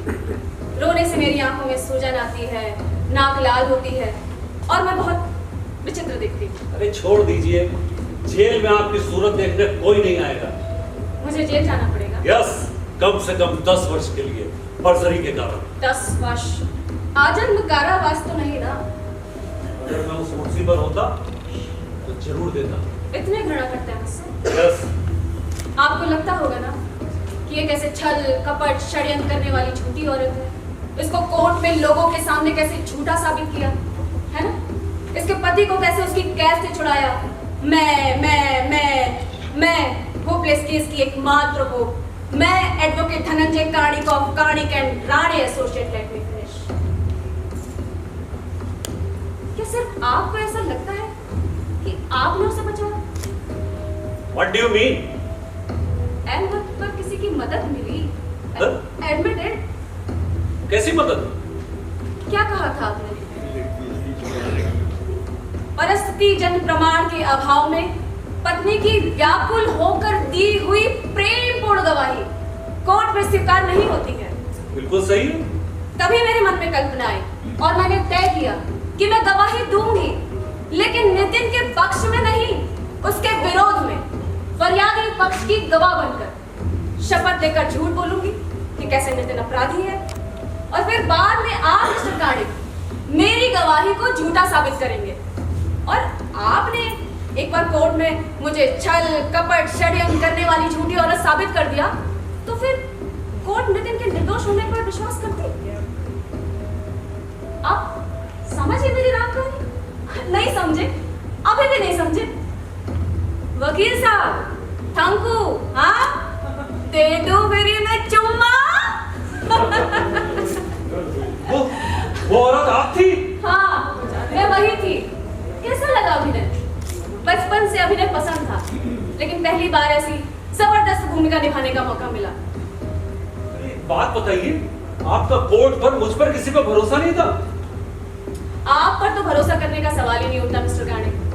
आपको भरोसा था कि नितिन निर्दोष है? बिल्कुल विश्वास था। अरे इसीलिए तो केस हाथ में लिया, नहीं तो मना करता। लेकिन इसके लिए आपको यहाँ कोर्ट में झूठी गवाही देने की जरूरत नहीं थी। अरे क्यों किया ऐसा आपने? नहीं मिस्टर काणे, आप कुछ नहीं जानते। मुझे मालूम था कि नितिन अपराधी है। क्या बता रही हैं आप? सच क्या है जानना चाहते हैं? सच कहूं तो मेरा कहा हुआ एक एक शब्द सत्य था कि नितिन उस दिन 10:10 पर घर आया, और जब घर आया तो उसकी शर्ट की बाह में खून के धब्बे थे, और उसने कबूल किया कि उसने शिरीन वाडिया का कत्ल किया है। लेकिन सिर्फ उसे मैं बचा सकती थी, एक छोटे बच्चे की तरह उसने मुझसे जिद की। और आपने मान लिया? अरे क्यों किया ऐसा आपने? आपने कातिल को बचाया। आप अभी भी नहीं समझ रहे हैं मिस्टर काणे। मैं नितिन से जी जान से मोहब्बत करती हूँ। I love him very much. Great great, mind blowing acting. जानता था कि मुझे बचाने के लिए कुछ भी करेगी, पर इतना कुछ करेगी ये नहीं जानता था। इसने तो आपकी विकेट ली है साहब, धोखा दिया है आपको। धोखा? धोखा इसने नहीं, तुमने मुझे दिया है। हम दोनों इस केस से सही सलामत छूट गए, वैसे ही रहेंगे। सावरकर, न्याय का, इस कोर्ट का, मेरा मिस वाडिया का कत्ल करके मानवता का सभी का तुमने अपमान किया है। मैंने किया है खनिक साहब, विश्वास है। अरे आपने बचाया मुझे, उसी गुनाह के लिए मुझ पर कोई बड़ी केस तो दाखिल नहीं कर सकते ना। थैंक यू वेरी मच खनिक साहब, thank you so much. Savarkar, कितनी बार दुनिया सोचती है कि न्याय का कांटा गलत दिशा में ढल गया है, लेकिन भूलना मत, एक न एक दिन वो समतल हो जाता है। भूलना मत, एक न एक दिन तुम्हें इसकी कीमत चुकानी पड़ेगी। अरे बाप रे, अब इतना समय कहाँ है खनिक साहब? और आपकी कीमत अदा करने को तो मैं तैयार, हो सके तो कैश, और अगर आपकी फीस दुगनी करूं तो क्या कहते हैं? अब सरस्वती बाई की कार की मशीन तो मैं दे दूं, पर आयशा तुम पर भी केस दाखिल हो रही है, तो तुम्हारे अकाउंट में भी पैसे भर दिए जाएंगे, मतलब भरने ही पड़ेंगे मुझे। खनिक साहब, अब आपको क्या मैं इतना कंजूस आदमी लगता हूँ क्या? नहीं नहीं नहीं, इस केस से तो मैं सभी को कुछ ना कुछ देना चाहता हूँ। अब इसकी क्या जरूरत है? हम दोनों साथ रहेंगे। तुम तो जानते हो ना कि तुमसे प्रेम ना होने का नाटक करना मेरे लिए कितना मुश्किल था।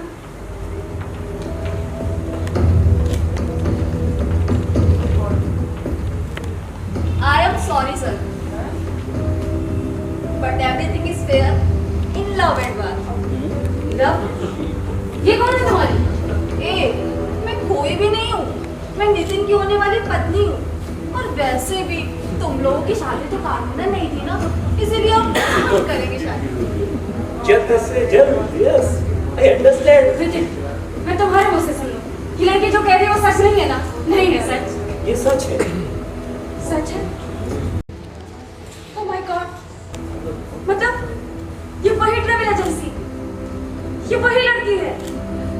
वो सब सच था। सर वो सब सच था। And you love him? You love him? मैं सच में उससे बहुत प्यार करती हूँ। तुमने मेरे साथ विश्वासघात किया नितिन, तुमने मेरे साथ विश्वासघात किया। क्यों किया तुमने मेरे साथ ऐसा? क्यों किया तुमने मेरे साथ? आयशा, दुबई में मैंने तुम्हें बचाया था ना, यहाँ तुमने मुझे बचाया, हम लोग का हिसाब खत्म। हिसाब खत्म? ऐसे कैसे हिसाब खत्म? खुद तुमने किया।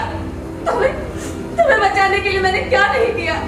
तुमने मुझे धोखा दिया, लेकिन तुमने तुमने मुझे धोखा दिया है? क्यों किया तुमने मेरे साथ ऐसा? चुप! अगर समझदार हो तो चुप रहोगी। मैं तो एक कातिल की मदद करने के इल्जाम में तुम्हें खुद सजा होगी। चलो हटो यहाँ से, पूरा करो।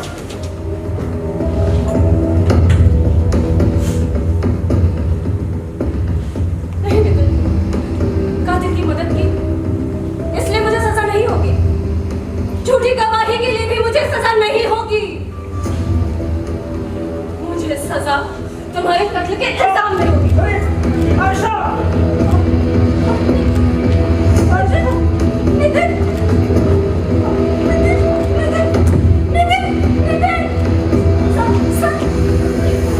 ये क्या किया तुमने? ये क्या किया? तुमने नितिन का कत्ल किया। सर इसने नितिन को मारा है। प्लीज पुलिस को बुलाइए। कत्ल नहीं है ये, कत्ल नहीं है ये। इसने इसे मृत्यु दंड दिया है। She executed him. मैं पुलिस को बुलाती हूँ।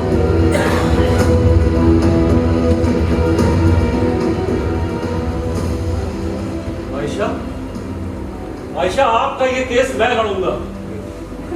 न्यायालय की त्रुटि न्यायालय को दिखाने के लिए मैं लड़ूंगा। आपको याद है, आपसे मेरे ऑफिस में मेरी पहली मुलाकात में मैंने आपके लिए एक ही वाक्य बोला था और वही सच निकला। आप सचमुच एक विलक्षण स्त्री हैं।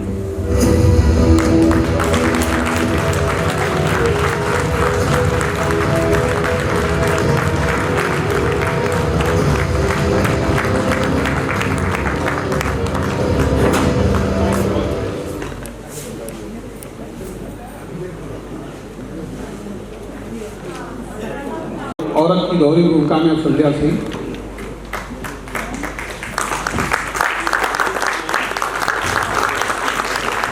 नितिन सावरकर, ऐश्वर दीक्षित,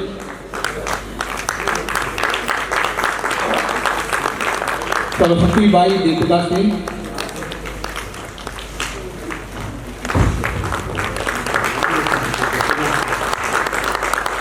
रोगी जी से मैं कहूँगा मंच पर आ जाइए प्लीज। एडवोकेट कर्णिक और एडवोकेट परांजपे विजय भान सिंह और महेश भुरिया जी,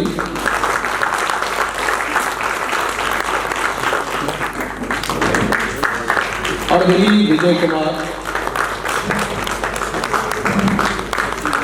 वकील एडवोकेट कर्णिक की सहायिका रश्मि आरती शुक्ला,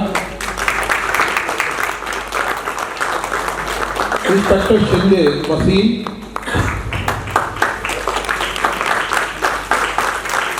साथ में हमारे साथ पैकेज आकाश शर्मा, प्रकाश कलकत्ता, कृष्णा सक्सेना और संगीत विजय भास्कर।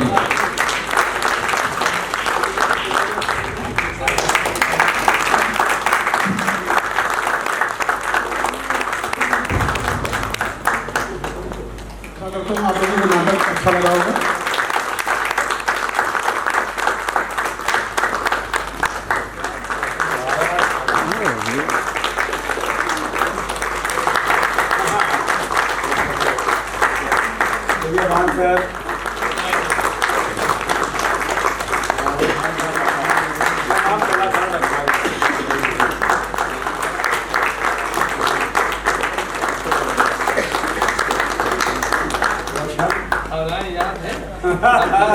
उन्नीस सौ 81 का केस 82 में था।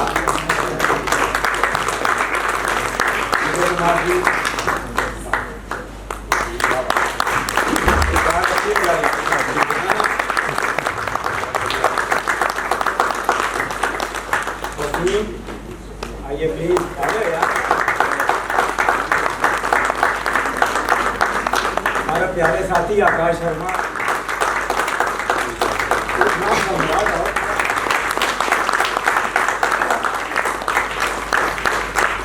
हमारे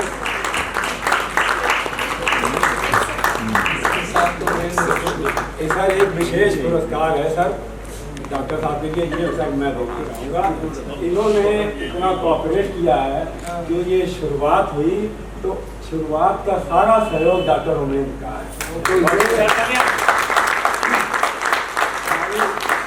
नाट्यवासी की ओर से आपका एक छोटा सा सम्मान पत्र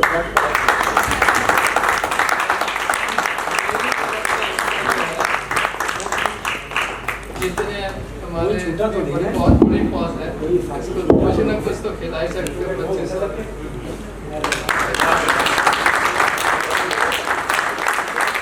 मैं नकवी साहब से अनुरोध करूँगा क्योंकि वो खुद बहुत एक वरिष्ठ अधिवक्ता हैं और मेरे बहुत पुराने मतलब समझिए कि 30-35 साल 40 साल के लेकिन बहुत अच्छे थे।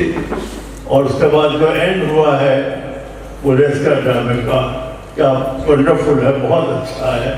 और सबने एक्टिंग बहुत अच्छी किया। वकील जो बने हैं तो हम सोचते हैं वकालत छोड़ दें। और 10 साल में तो जवाब ही नहीं था, और पुकार लगाने वाला तो इतनी उम्दा पुकार लगा रहा था, क्या जवाब नहीं उसका, बिल्कुल लग रहा था जैसे कचहरी में बैठे हुए। लेकिन बहरहाल सबने बहुत अच्छा किया, बहुत ही अच्छी एक्टिंग जिसे कहना चाहिए, कोई कमी नहीं। ये सब आप लोग की मेहनत का नतीजा है कि साथ साथ तैयार किया है। और बहुत खुशी हुई है मैं देख के। आप सबों को मेरा नमस्कार। एक बहुत बड़ी टीम और बहुत दिनों बाद एक कोर्ट सीन देखने को मिला और काफ़ी हद तक सबने अपना अपना किरदार बहुत अच्छी तरह से निभाया। मेरा तो सिर्फ एक ही ये बार बार रिपीट करता हूँ हर रोज कि किसी तरह के इस तरह के प्ले होते रहें और एक दिन जो है वो लोग मान लें कि कानपुर में प्ले बहुत अच्छे होते हैं और आना शुरू करते हैं। तो बस मेरी यही रिक्वेस्ट है कि जो भी लोग हैं वो कम से कम जो है वो अपने साथियों को कहें और लोगों को कहें कि क्या कहते हैं, कम से स्टेज पे तो देखो वो क्या पिक्चर भी खैर अब नहीं लोग देखते हैं, पिक्चर भी अब ज़्यादातर लोग नहीं जाते, मगर जो स्टेज पे होता है वो तो एक बार हो गया तो हो गया, जिसने जो किया वो किया। तो यहाँ मैंने देखा कि कुछ तो पुराने कलाकार हैं, उन्होंने भी बहुत अच्छा किया, कुछ नए कलाकार देखने को मिले, उन्होंने भी अच्छा किया। तो एक बहुत बड़ी टीम उमेर जो है हमेशा नए प्ले लेकर आते, किसी न किसी तरह को करते। ये बहुत अच्छी बात है कि कानपुर में नए प्ले भी होने को हो रहे हैं। पुराने वाली जो बार बार रिपीटिशन में क्या होता है कि लोग ये कहने लगते हैं कि वो तो देखा हुआ प्ले, इसलिए नहीं जाएंगे। मगर आज की तारीख में तो हम देख रहे हैं कि तीनों दिन जो प्ले हुए हैं वो सब नए प्ले हुए और बहुत अच्छा लोगों ने किरदार निभाया है। और आज भी बहुत अच्छा किरदार निभाया है। तो बस मैं यही कर पाता हूँ कि इन लोगों को कम से कम कि प्रोत्साहन के तौर पे कि कम से कुछ तो मीठा खाने का उसमें लेकर बहुत फर्क है। अरे हम अपनी वाइफ को कहते हैं कि क्या तुम टीवी देखा करती, सीरियल देखा करती, जिसमें यही नहीं डिसाइड है कि कब कौन किसकी बहू थी, कब किसी की बेटी वाला है। क्या बड़ा अजीब सा लगता है जब देखने आओ तो कभी नई बहू दूसरे से शादी कर लेती, फिर वो तीसरे से शादी कर लेती। कम से कम कोशिश कीजिए कि हर जगह, अभी आपके वहाँ गए हुए थे पूनम जी के वहाँ, तो वो जिस पे काम वहाँ पर भी हमने देखा लेक्चरर यही कह रही थी कि जो है वो लोगों में क्या हो गया है कि क्यों नहीं प्रेजेंट होते हैं, और लोगों को चाहिए कि कुछ ऐसा करें जिससे कि शहर में हर चीज़ में लोग इन्वॉल्व हों, हर चाहे सोशल वर्क हो चाहिए हो, तो ऐसा कुछ डेवलप होगा तो बड़ा अच्छा लगेगा हमें कि हर विधा में लोगों का सहयोग होना चाहिए, जिस तरह का भी सहयोग हो सके। किसी तरह का धन से नहीं है तो कोई बात नहीं, पाने का तो हो सकता है। इन शब्दों के साथ ज़्यादा बोल गया हूँ मैं, मगर मेरा अपनी पीड़ा है कि क्या कहते हैं, मैं सोचता हूँ कि किसी तरह से ये होना शुरू हो जाए तो बहुत अच्छा होगा। बहुत बहुत धन्यवाद मोदी जी, और आप सबका बहुत बहुत शुक्रिया। 3 दिन आप लोगों ने हमारा साथ दिया, हमारे आयोजन को सफल बनाया। मैं उमेद जी का एक बार फिर शुक्रिया अदा करता हूँ। ये शुरुआत जो है, कुछ लोग कह रहे थे कि ग्रांट नहीं देते, और अगर कोई ग्रांट मिल रही है, ग्रांट के बिना आप काम भी नहीं कर सकते, कम से कम कानपुर में तो नहीं कर सकते। 1 साल 2 साल 3 साल लग जाते सोचते सोचते, तब आदमी एक प्ले कर पाता है। तो सरकार का सहयोग है, सरकार का सहयोग जरूर लीजिए। और कोई भी संस्था का आदमी किसी भी ग्रांट में अप्लाई करना चाहता है, उनकी सारी हेल्प मैं करूँगा। ऑनलाइन की व्यवस्था करनी होगी, मैं करूँगा। मैंने नीरज एसपी सर से भी कहा, मैंने रतन राठौर जी का भी कहा, उनका मैंने एक अप्लाई किया हुआ, कोई टेक्निकल कारणों से अटका। कोई भी अपना अप्लाई करना चाहता है, उनके साथ मैं 2 घंटे रोज लगूंगा और अप्लाई कराऊंगा। 5 अगर संस्थाएं हो जाती हैं, 3-3 का प्रोग्राम करती है, 15 नाटक हमारे साल भर में हो जाएंगे। तो कानपुर की ऑडियंस को पता लगेगा, निवासियों को पता लगेगा कि हाँ थिएटर होता है, तो वो आने लगेंगे। अभी फेसबुक पे मैंने प्रमोट किया तो 250 लोगों ने करीब ऐसे जो मेरे फ्रेंड सर्किल में नहीं है, उन्होंने उसमें लाइक किया और 28-30 हज़ार लोगों ने उसको देखा। और जब हर महीने इस तरह जाएगा तो हमारा थिएटर यहाँ पर डेवलप हो सकता है। इसी के साथ ही मैं फिर धन्यवाद देता हूँ हमारे यहाँ के नौशाद भाई, इस साल के सुरक्षागार के दीपक मालवी जी, और हमारी सेवा में अग्रवाल जी हैं, हमारे बिल्लू भैया हैं, संजय भैया हैं, मोहित भैया हैं। मैं यहाँ पहली बार आया तो बहुत से लोगों के मैं नाम नहीं जानता हूँ। तो हाल के जितने भी लोग हैं, हाल के जितने भी प्रबंधक हैं, जिस किसी भी व्यवस्था में लगे हैं, मैं उन सब का बहुत शुक्रिया अदा करता हूँ। हाँ हैं, सबका नाम ले लिया सर मैंने। सब कर्मचारी सबसे पहले हमको वही मिलते हैं, सबसे पहले वही सहयोग करते हैं। तो सबका मैं बहुत शुक्रिया अदा करता हूँ, आप सबका बहुत बहुत शुक्रिया। और हाँ, कुछ लोगों ने टिकट ली है कि हम टिकट लेके ही अंदर जाएंगे। ऐसे भी मुझे मिले बाहर, नहीं आप टिकट लीजिए। मैंने कहा नहीं, आपकी इच्छा है। बोले नहीं आप लीजिए। मैंने ठीक है, तो डोनेट करना ज़्यादा कर दीजिए। नहीं, जो आपने रखा मैं वही पैसे उठा दूँगा जो आपने टिकट करती है। तो ये आप इस तरह भी सहयोग हमें कर सकते हैं। आप 100-200 रुपये तो कन्वेंस खर्च करके आए हैं, 2-3 घंटे आपके टोटल घर से निकलने से और जाने में लग जाएंगे। तो 100 रुपये 200 रुपये और कर सकते हैं। हमारा अगर एक दिन का किराया निकल आता है, अगर 150 आदमी में 100 रुपये देता तो एक दिन का किराया निकल आता, बहुत बड़ा सहयोग है। तो इस बारे में भी आप लोग सोचें। आपका फिर बहुत बहुत शुक्रिया, बहुत बहुत धन्यवाद सभी लोगों का, मेरे प्यारे दोस्तों। Thank you so much. हमारी टीम के और गुरजीत हैं, हमारे रवि हैं, सौरभ हैं, बैक स्टेज में इन्होंने बहुत सहयोग किया। मैं इनका भी शुक्रगुजार हूँ भाई। बाद में मुझे डांटे ना, आपने सर मेरा नाम नहीं लिया। ऑडियंस के लिए तो जोरदार तालियां। Yes, thank you so much. Thank you.